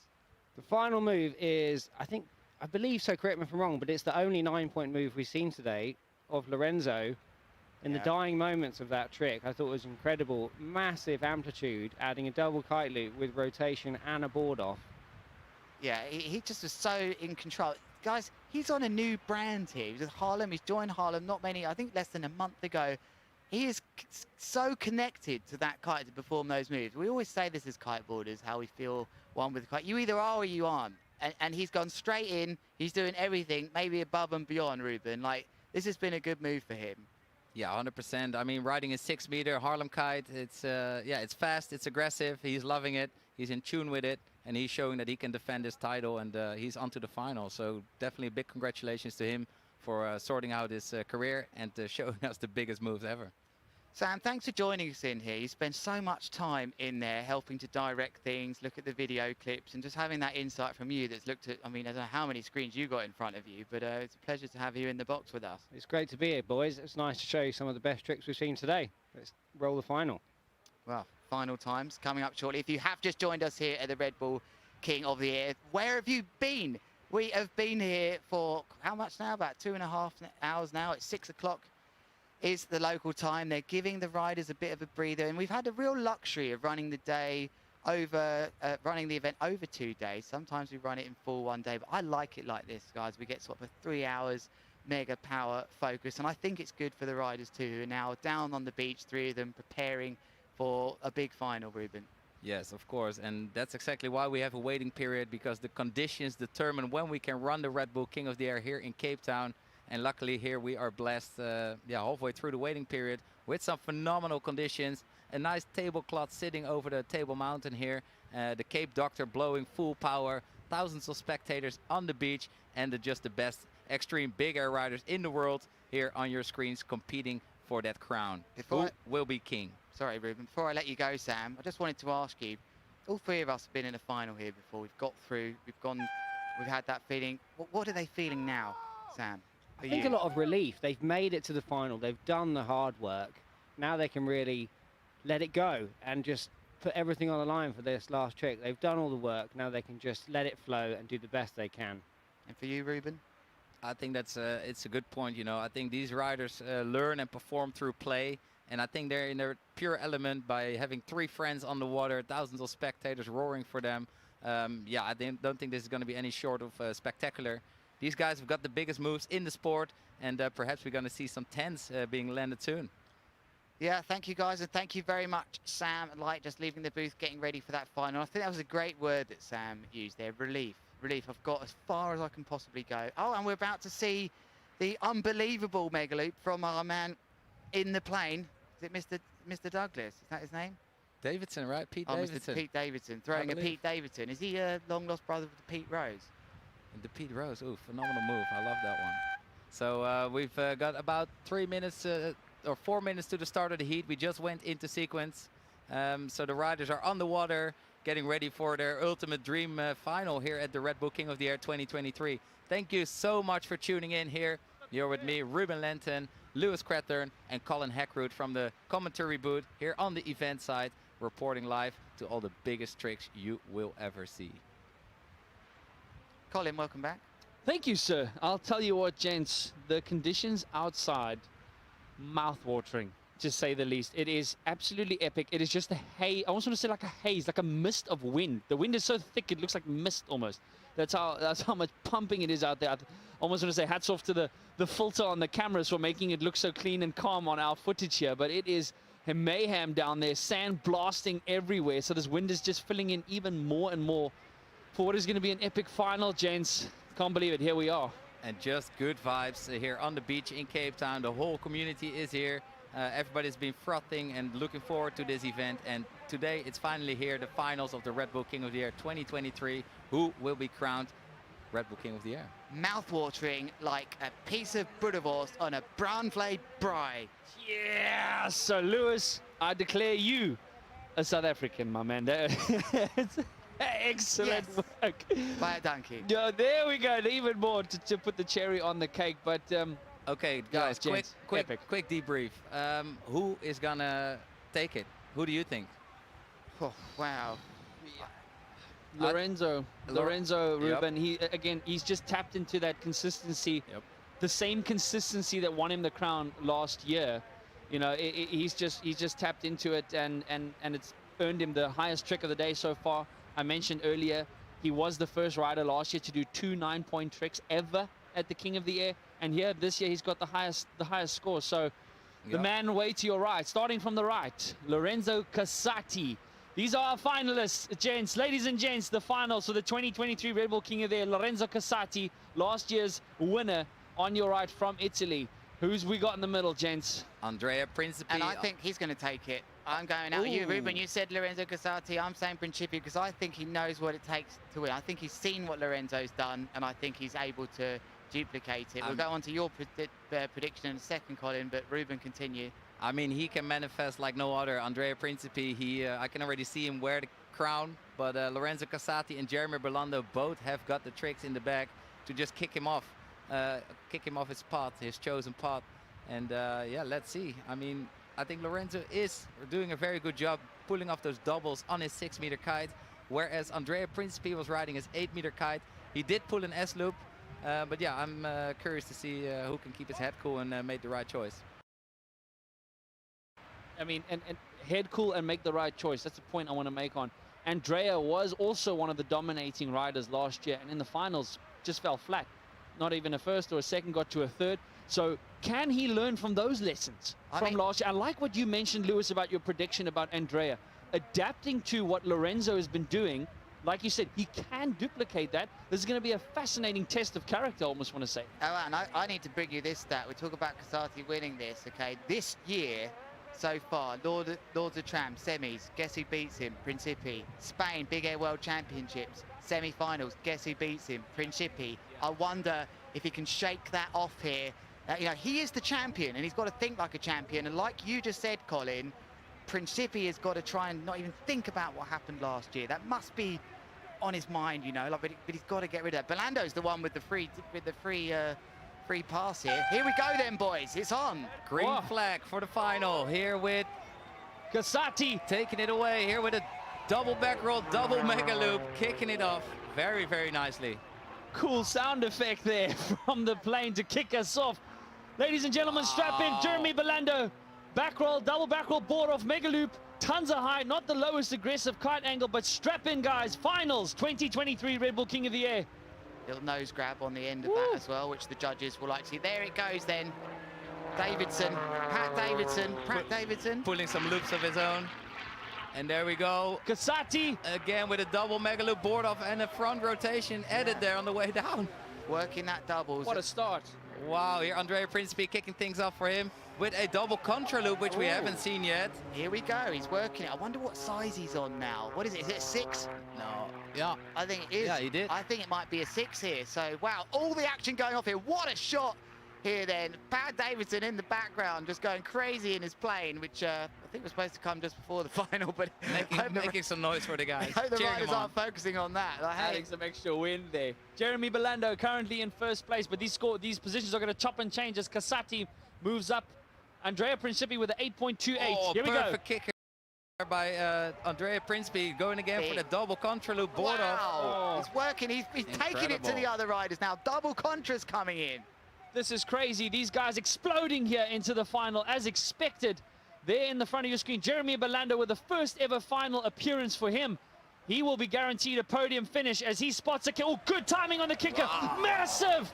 Double front roll board spin with a mega loop and an added rotation and that steezy nose grab. I think we're about to see, this could be interesting. I think we're about to see the ceiling of a non-double move here. I think so. For Belando. I don't think you can do a move bigger than that with a single loop. So will it get into the realms of the doubles? Is it even worth doing that is my question to you guys. For him, especially for his style of riding, Jeremy being consistent from day one here. Casati in the yellow vest in front of you. Heading out, he spots a kicker, and lifts his kite up. S-loop, even more aggressive than the one before. He had more height on this one. He just yanked on his bars. His kite stalled for a second. It's going to be interesting to see what score drop. But look at these scores dropping in, gentlemen. 8 points, 7.5. Wow, guys, the action is absolutely unfolding nicely as we have hoped for, as we expected. But this is just phenomenal, guys. And these are all friends, you know, with massive links to Italy, most of them from there. Of course, Belando flying under the Spanish flag. But this is so exciting. Like, okay, so still waiting for that trick to come in, I think, from Jeremy Belando of that move. And reminder, this is a long final. 15 minutes given to these riders to perform all of their stuff. So we're likely to see well over 10 tricks here. But Principi bringing the doubles too. And one must think he's got more doubles up his sleeve. Are we going to see Belando switch to doubles soon, guys? He's been so happy on that kite so far, but I think he's got to. So who's going to unhook and who's going to do the doubles? Like, I don't know if Jeremy can double this kite. I haven't seen him do it, I think. Well, Jeremy getting 8 points on that last trick, exactly 8. Andrea, the ocean just bumping out in front of him. These guys are going to have to negotiate both wind and waves. Yep. So many dimensions to this big air discipline. It's not just as simple as yanking on a bar, but look at the speed at which Casati is having as he pops over. Oh, Casati, late timing on the kicker there. He had his eyes on the prize and he's going for the double. He delayed it a little bit. Late for me, that one. He's happy with the move, technically, but you're right, Ruben. Why, Ruben, doesn't it score as well if you delay that last loop? Well, here we got Andrea Principi again with a double contra loop. He seems to be loving it, and he thinks he can up his score by keep doing them higher and higher. But yeah, he delayed that double or the second loop on that double mega loop just because, yeah, he didn't have enough height. He wanted the kite to climb and make it a little bit less extreme. That was the only way to save it for him. So yeah, the judges will definitely take that in consideration. Principi performing double contra loops, guys, maybe not as extreme as double kite loops because it's the front hand, the kite's going forwards and out of the window to start with. You can see that with the power that's going through him, but he's definitely free-falling quite a lot with those moves. I like what Andrea's doing. I think if he can get more aggressive with that kite loop angle, Lewis, as you said, adapting. There was a kicker out there at the back. There's Jeremy Belando riding full speed at the kicker. Can he time it, or is it closing on him? Oh, he just got clipped. His foot swinging out. Like, and he catches the board. He's fixing it. Oh, what a fix there. What a Very repair. good. Repaired it, yeah. I mean, most people would just be desperate to get the other foot back in, but he just did that. He just keeps believing and keeps containing and keeps his head cool throughout that move. But here's Andrea Principi, who also got a nice kicker. Double here. And he went for an S-loop with a board off. The first ever S-loop board off at the King of the Air. We just see these new tricks storming every year, especially over the last 2 years. I saw that throughout the year. It was very, very curious to see if it would make it to the King of the Air. But here we're, gents, a new move in the final. How special? But clearly his S-loop was less aggressive than, the one Casati was pulling. It crashed there. His kite angle wasn't as aggressive, so he let the kite come up a little bit and then swung it the other way. So the judges will also keep a close eye on that. But what a riding here from Lorenzo Casati and Andrea Principi. Jeremy Belando in the final of their Red Bull King of the Air 2023. Thank you so much for tuning in and supporting these guys and the event to go next level. Jeremy Belando then with the third score. Only needs a 9.99. Oh no, it's dropped in now, his third score. You only need a 10, mate. You got it. You only need a 10, mate. Just But this is incredible, gents. Just these positions that these guys are trading here, blow for blow. As we see Casati, the ocean just flattening out on them as he heads towards Robben Island. But gents, a 9.18 for Andrea's S-loop board off. But here's Jeremy. Again, what a takeoff, getting such he's a high. going massive, and I think he's on an 8-meter kite compared to the others. So he's got height advantage, the power, and that's the difficulty for him, is does he drop down to a 6? The others are making a 6 work. But this is the difference between yesterday and today, is the riders can take 6s in conditions. So we see another back roll. Double back roll board off. Double mega loop. What a landing then from Lorenzo Casati. Technically, he's got everything there. He's got the double, he's got the board off, double back roll. This is really impressive stuff. But this is on a 6. You could handle a 9 out there if you had to. But that's not what the sport's become about now. Yeah. Oh, if Casati can get some more height. But Andrea being rewarded for that S-loop board off. The first ever at the King of the Air, 9.18. Here he goes again. Catching a little kicker on the inside, doing his front roll board off contra loop. I don't know why he keeps going for so many contra loops. It's not what you need in the final right now. Maybe it's just really concentrated. Contratated. I am contratated. Oh, look at that. 8 minutes left. The first 7 minutes of this heat has flown by. Ladies and gentlemen, the final. Currently, Andrea Principi in first, Casati second, Berlando third. But they've been just trading positions. This just shows you how tight this final is. Jeremy, good timing, huge tornado, board off, mega loop. Nicely, I just love the height that this guy's getting, but it is interesting. Oh, but it's also interesting to note, Andrea has dropped a 9.42. Woo, the scores are getting ridiculous now. Berlando's got to get Dublin soon, guys. I think he's going to have to change soon and just change his tactics. He's doing the moves as good as you could do them, but look, his highest score is, his 2 low scores are 7.42, 7.58. The other 2 riders here now pushing into the 9s and potentially might have 9s for all 3 of their top scores. They all deserve to be here, that's very clear. So 9.42 to bring you, Ruben, we haven't seen. Yeah, 100%, but who can unhook? That might be also one coming in for the overall impression score. Maybe Andrea is going to go for his double handle pass. He's got that. Andrea, are we going to see the first rider ever in the King of the Air to score 3 9-point tricks? Oh, there, the kicker just fading out. He'll come back in towards the beach. That's the devastating thing we talk about, that when you see them, it's too late. And this is what I'm impressed with the riders. That wasn't a good kicker. Back roll into an S-loop. And another back roll. And landing no, he didn't just try that. He didn't just try that. He didn't just try that. What the heck, dude? It was 2 rotations during an S-loop, and he tried to land that blind or wrapped, however you like to call it, but landing backwards. That would break the scoring system. Full doubt, no doubt. Absolutely crazy. That would have been a 10. I don't believe he even tried to land. I mean, even if he landed that, I don't think he needed to land that to wrap. Maybe a little replay. Well, if we have time, Sam, sorry, we've been pushing Sam. We basically broke the replay button on day 1 and we're told, like, look, that thing can't take that. We're missing stuff. Okay, so Andrea going for... Sam. Here we have a replay. Here. Nice one. Of Andrea. He goes for front the front rotation. S-loop, board off. No, contra loop. Yeah, contra loop, and he's stuck it, and he's proud of it because the S-loops are starting to open up now. There's new vocabulary of S-loops. Principi then, 5 minutes and 40 seconds. Yeah, I think they named that wrong in there for me. That was definitely an S-loop for me. On the inside, not what he wanted on the inside there, or maybe he was, the rider's now going through those motions where, what can I do to separate myself? I can't do much more biggies. I've got to go impression. Was that last one an S-loop or a contra loop? I thought it was an S-loop. Oh, maybe I saw it wrong. I thought it was an S-loop, but oh man, Casati. Board spin, front rotation. Woo! Was that? Oh, the wind also dropping on him. Casati might have to rethink his double strategy here. It doesn't look like he's getting a ton of height. Thankfully for him, he's close enough to his board. As we have 5 minutes, ladies and gentlemen, 5 minutes left in this final. in your screen, Andrea Principi. Someone changing coming kite. in. Who's changing? We have just received word that Jamie Berlando has changed a kite. Jeremy Berlando is going for a smaller kite to keep up with the boys that are throwing S-loops. First double of the King of the Air, double loop, made late back roll, not super, wasn't too that aggressive. Hopefully the strategy does work out for him, but good to see him willing to at least change up the strategy, knowing that S-loops, board-offs, double mega loop board-offs are scoring big here. 4 minutes, just over 4 minutes left. Look at this, blow for blow. We're seeing incredible scores. Kasati. Wow.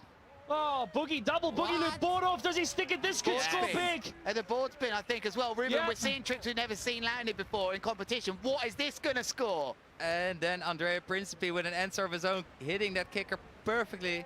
Going for a double contra loop tic-tac. Oh, let's hope he's all right. That's big. He was still holding on to his board. That can hurt so much. How does he take that? The body was laid right out. That's a rib caner. How has he taken that? I mean, I think one of the reasons these riders are taking this, he goes to the gym all the time. They take it so seriously now, the way they do yoga. I mean, this was going to be the double from Berlando, but for me, not getting the same height with a board off. With a board off, not getting the critical kite angle. That is the downside of grabbing a smaller kite, is you don't get the height anymore. You don't have the power to absolutely steam train at this kicker and send it to the moon. And it turns quick. At the moment, it looks like Jeremy not able to respond with the double loops like Kasati and Andrea, but we're waiting for that score to drop. An 8.54 on Kasati's double kite loop front roll board spin. So you can see needing a 9.66. Andrea's still with quite a firm seat here in this final. But remember, guys, there's the 3 top scoring tricks getting accompanied by a 4th overall impression score to make up the overall heat score, which will be added at the end of the heat. So everything can still happen. It's due to variety, and look how stoked he is once again. Can't believe what he's doing. I'd be the same. I mean, we can't believe it. Imagine what it'd be like to be in that brain. Landing move after move. And here we have an S-loop coming in. Oh, it had to be to Rat. I think now a move here to Rat, not quite high enough for me if it's going to be double here. A move to blind or Rat or an unhooked maneuver is going to just tick off the impression score. Andrea Principi has been a genius here. Look at his big scores. 2 of them involve S-loops. He's learned from what he's seen in that semi-final from Kasati, and he's put it into his own riding. Very, very nice replay here. Keeping his composure throughout the move, and then just that added rotation before the landing. Can't believe it. Sticking it in the finals, and what a phenomenal riding here from all these guys. Ladies and gentlemen, the first time ever at the King of the Air that we have 3 9-point top tricks. Another first. Well, falling out of the sky. Kasati thankfully was able to separate himself from his board there. History being made here. Not just at the King of the Air, but in the finals. Double loop there from Andrea. He fancied it too. What we saw, he's hurt there, I think. I'm not sure, but it was a double loop into an S loop. Ruben, I don't even know what that's called. A snake loop. Snake loop. That was unbelievable. Yep. I believe that's a snake loop. The guys have been getting used to riding these smaller type of kites for these double loops, these S loops, and now even snake loops. So they do a double loop, and at the last one they at the S loop, and it's just absolutely ridiculous. They might need some more wind. That's the tiredness just kicking in there, Ruben. No. But I mean, this guy can go for days. This is incredible, gents. Look at that. 9.74, 9.42, 9.18. A first at the King of the Air for the top 3 scores to be within the 9-point range. What a time for Andrea to bring out that record at the King of the Air. Lewis, your prediction about him is turning out to be true, but it's not over yet. Oh, there we go for another double. Are we going for... Oh! No! It's snake loop skipping off, and his board coming off. What an absolute devastator. He is trying something new. He needs to be innovative. He needs a move that has never been done. Wow. Jeremy has looked like he switched. Yep, he switched back to his bigger kite. I wonder if he's going to try and stick something to Rat or blind or unhook as well. But Andrea actually performed another move as well there, guys. 15 seconds left. I think Kasati was quite a late S-loop for that for me. It wasn't right on the money. They need a bit more wind for that. He's got one more chance to perform something here. Oh, no. Oh, he thought about it. He thought about it, did Andrea. 4 seconds left, guys, of this final. Wow. 2, 1. On the buzzer, taking off, going for a double mega loop with a double back row on the inside. Lorenzo Kasati that was. But what an epic action here during the Red Bull King of the Air 2023. Thank you so much for watching this show with us here with Lewis Crathern in the booth and Colin Heckroot reporting live here at the Red Bull King of the Air in Cape Town. Wow, gents, our 2023 final is done. We now anxiously await the results, but Lewis, as you said, Andrea does have the ability to adapt, and he did. My goodness, 3 9-point high tricks. He is holding his leg a little bit there. Let's hope it's nothing serious, but thankfully for him, it was right at the end. Maybe it's enough for him. Job done. Well, time will tell as we... Oh, but there the crowds are going to make their way now to the prize-giving area where we will crown a king. But, oh, gentlemen, thoughts on that unbelievable final? What an energetic final. These guys knew what it takes to take home the crown.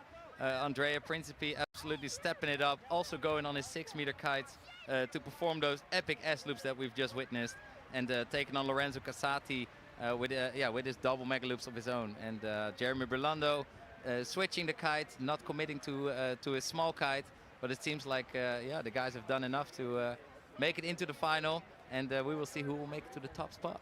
Lovely shot there. I believe that's Andrea. I think that's his mum down there, perhaps. Just such an incredible moment for them. And do you know what this says to me, Colin, is that these riders didn't really have to go out of 2nd or 3rd gear to get here. I know the wind has picked up today and it's got stronger and allowed us to see these doubles, but they had so much more in their locker than they were showing us. They just did what it took. Look at the emotion and happiness going down here, and wow, it almost puts tears to my eyes. This is incredible scenes unfolding here. Ladies and gentlemen, 2023 King of the Air final. We see Principi embracing what we believe is his mother there as they were looking on their phone as well through the scores. What a time for this young man to set another record here at the King of the Air. Wow.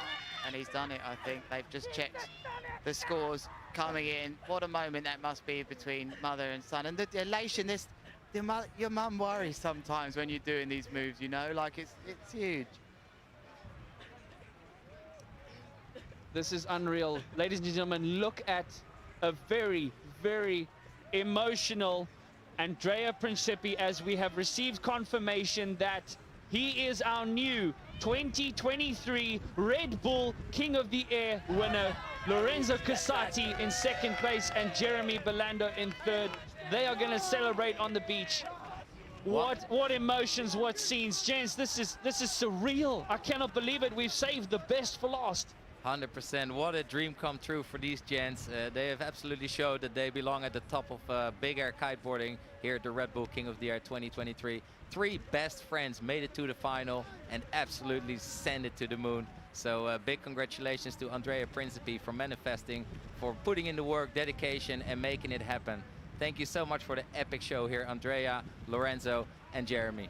Taking a moment just to get in the water. I mean, we spend all this time, we line up these clips, we've got it all planned and structured, but there's some times in broadcasting that you just don't know what to say as a commentator. And for me, seeing that shot with him and his mother, that was one of those moments where you just don't know what to say. It's just such a wonderful moment. Now the realization's starting to kick in now with the elation shared from his friends. The Italians are they've just stormed into big air. Where were they? And then bang, loads of them just came out of nowhere. Taking it to the next level with double mega loops, even triple mega loops, and the S loops combined with board offs and rotations, all above 20 meters. Absolutely ridiculous riding, and just so stoked to see where this sport is headed. And I think it's in great hands. Oh man, Andrea will be superstar as he embraces his fellow Italiano. Magnifico from the Italians, dominating this event from the get-go with a solid final performance from all 3 riders. But Lewis, I just love your prediction.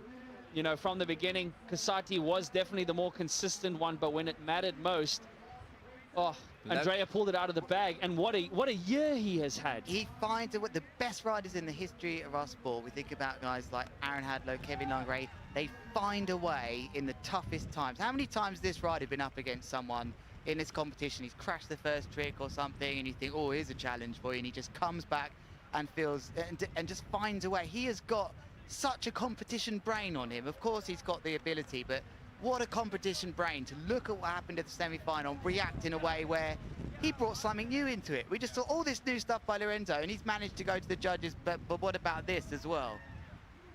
I mean, the S-loop board off. We saw it throughout the year at other events. And what a time to bring it onto the big air kiteboarding scene, as he just took the board off and it earned him a 9.42. The timing. He did enough to advance through to the rounds. Lorenzo definitely being the standout up until the semifinals, and then Andrea just responding with just pure magic, just pure Italian magic. Yeah, in this final, as he embraces one fan and family member and fellow team rider after the next, as he makes his way up to the most coveted crown, to receive the most coveted crown in all of big air kiteboarding. As there's Beto Gomez, an absolute legend, also embracing his fellow team rider from Duotone. What a moment there, gents. 100%. Well, I'm getting emotional here. Yeah, I got emotional earlier with the support from his mom there, being on the beach. He's got his family here, he's got the friends, he's got the whole community cheering for him. And yeah, what a stoke. I would like to teach you the word mudita. Mudita means enjoying somebody else's happiness. And I just get goosebumps watching Andrea win and living his absolute dream. So enjoying somebody else's happiness is one of the most beautiful feelings in the world. And what a sight this is. I now want you, wherever you're listening to this, at home, maybe in your van, I don't know, even on your phone in the toilet. Look at all these people here, and just what a moment. We've seen that lovely near the ocean with the family and close friends. He's now about to make his way into the arena. This is very special in kiteboarding when you start to see the biggest crowds that we get at kiteboarding events, and it will now change the feeling he gets, because he'll be purely able to share this with the people now who'll cheer for him, and it will be his time on the podium. And Ruben, you're going to have to go soon. Yep, I think we still have some epic prize giving to attend, and crown the legend, Andrea Principi, with his trophy, or his well-earned trophy. Oh, no, so Ruben, all the best outside there. Wishing we were with you, but Ruben will now make his way to the prize-giving area to award these well-deserved champions. There's Andrea Principi in front of you. Another award that will be given out at the event today is the Mystic Move of the Day. Lewis, talk us a little bit about that. Well, of course, every single event we want to crown the guy that's just gone for it and landed the best move. That's going to be a tough one to say. I think there's 1,250 euros, something like that, for this move. Maybe it's gone up this year, I'm not sure. But I would not like to call the move of the day. I mean, that final had hundreds of moves, it seemed, that could easily be that. But he'll be up for a shout, that's for sure. The Mega Loop KGB stands out for me as well, from Edgar Ulrich. But the scene is set here for the prize giving. What there is J-Bo, Jeremy Belando, and this is a big moment for these. What a moment this is! All three friends. You just can't write this, can you? No, stuff that legends are made of. Three Italians. I mean, last year they didn't earn just not only last year did they get their first podium finish, but 2 podium finishes last year, and the nation of Italy now seeing 3 on the podium. Yes, Jeremy does ride for Spain as well, so he is proud of both heritages, the heritage that he has, representing the sport of kiteboarding from Europe. These gentlemen, it's what a scene right there. Do you know what I think is nice about this final as well, Colin, is that all 3 of these riders did everything they could. They did everything. None of them are going to go home and think, oh, I could have done better. Absolutely. Brilliant stuff. But we are now going to cross over to the prize giving. So enjoy the prize giving with us as we award the winner, the rightful crown. All right, so we're just going to get underway with the prize giving. We're going to start off with the Mystic Most Extreme Move of the Day. To hand out the prize of 3,000 euros, we're going to bring up Max Blum. And the winning move, and bear with me because it's a long one, a double kite loop, double back roll board off. Italy's Lorenzo Casati.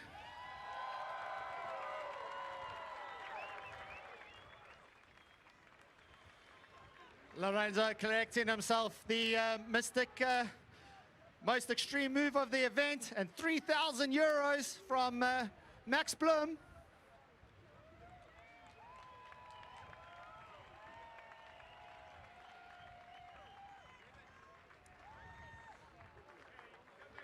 And I'm going to hand over now to Ruben Lenton to hand out the final awards. The final award. Wow, wow, wow. What a day, what a day. Lauren, you absolute legend, man. Fucking send it. Thank you guys so much for an epic day. Tyrone, thank you. And now we're going to the prize giving, crowning these legends for the epic bigger action that we witnessed today. So, in third place, we've got Jeremy Berlando! Give it up, give it up! Woo!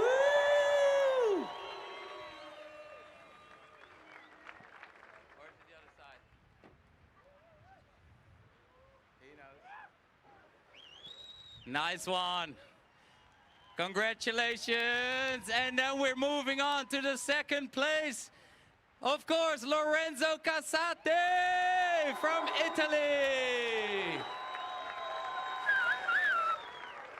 What a show, what a show. Phew. Winning mystic move of the day, Lorenzo Casati. And here in second place and in first place, the legendary Andrea Principi from Italy.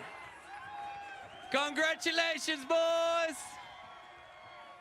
Here is your new king, Andrea Principi.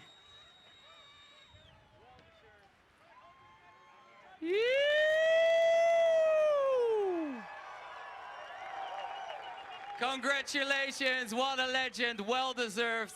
Thanks for the show, gents. Andrea. Congratulations, boss. You manifested this, you worked hard. How are you feeling, brother? Man, I have just no words, you know. Today, guys, is a big day, guys. You know what? That today I reached the infinity. In many years, I will look back, and I will look back at this day, you know. That was my mission, get the trilogy, and reach the infinity, and today I reach my infinity. Because it was my dream since I started kiting. And today I can say that I fucking got it, man. Yeah!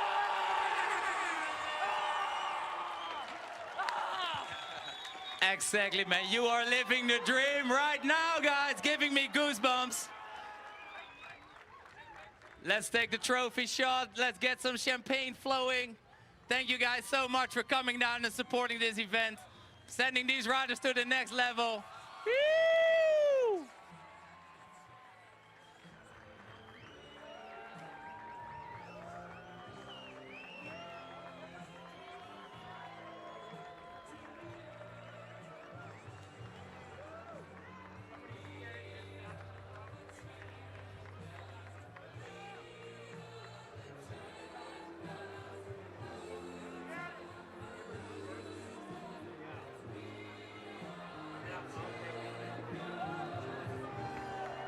Wow, wow, wow, incredible scenes there.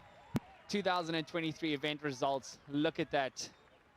Firstly, apologise for the colourful language, but I'm sure you can understand the emotion from the winner there. What a lovely interview, how much that meant to him. The emotion is absolutely electric, and understandably so. Andrea Principi pulling off the performance of a lifetime. A second Red Bull event win for him in this year alone. But look at that. Andrea Principi, Lorenzo Casati, Jeremy Belanda are three finalists. Tied for fourth. Jason van der Spey will be proud of that result.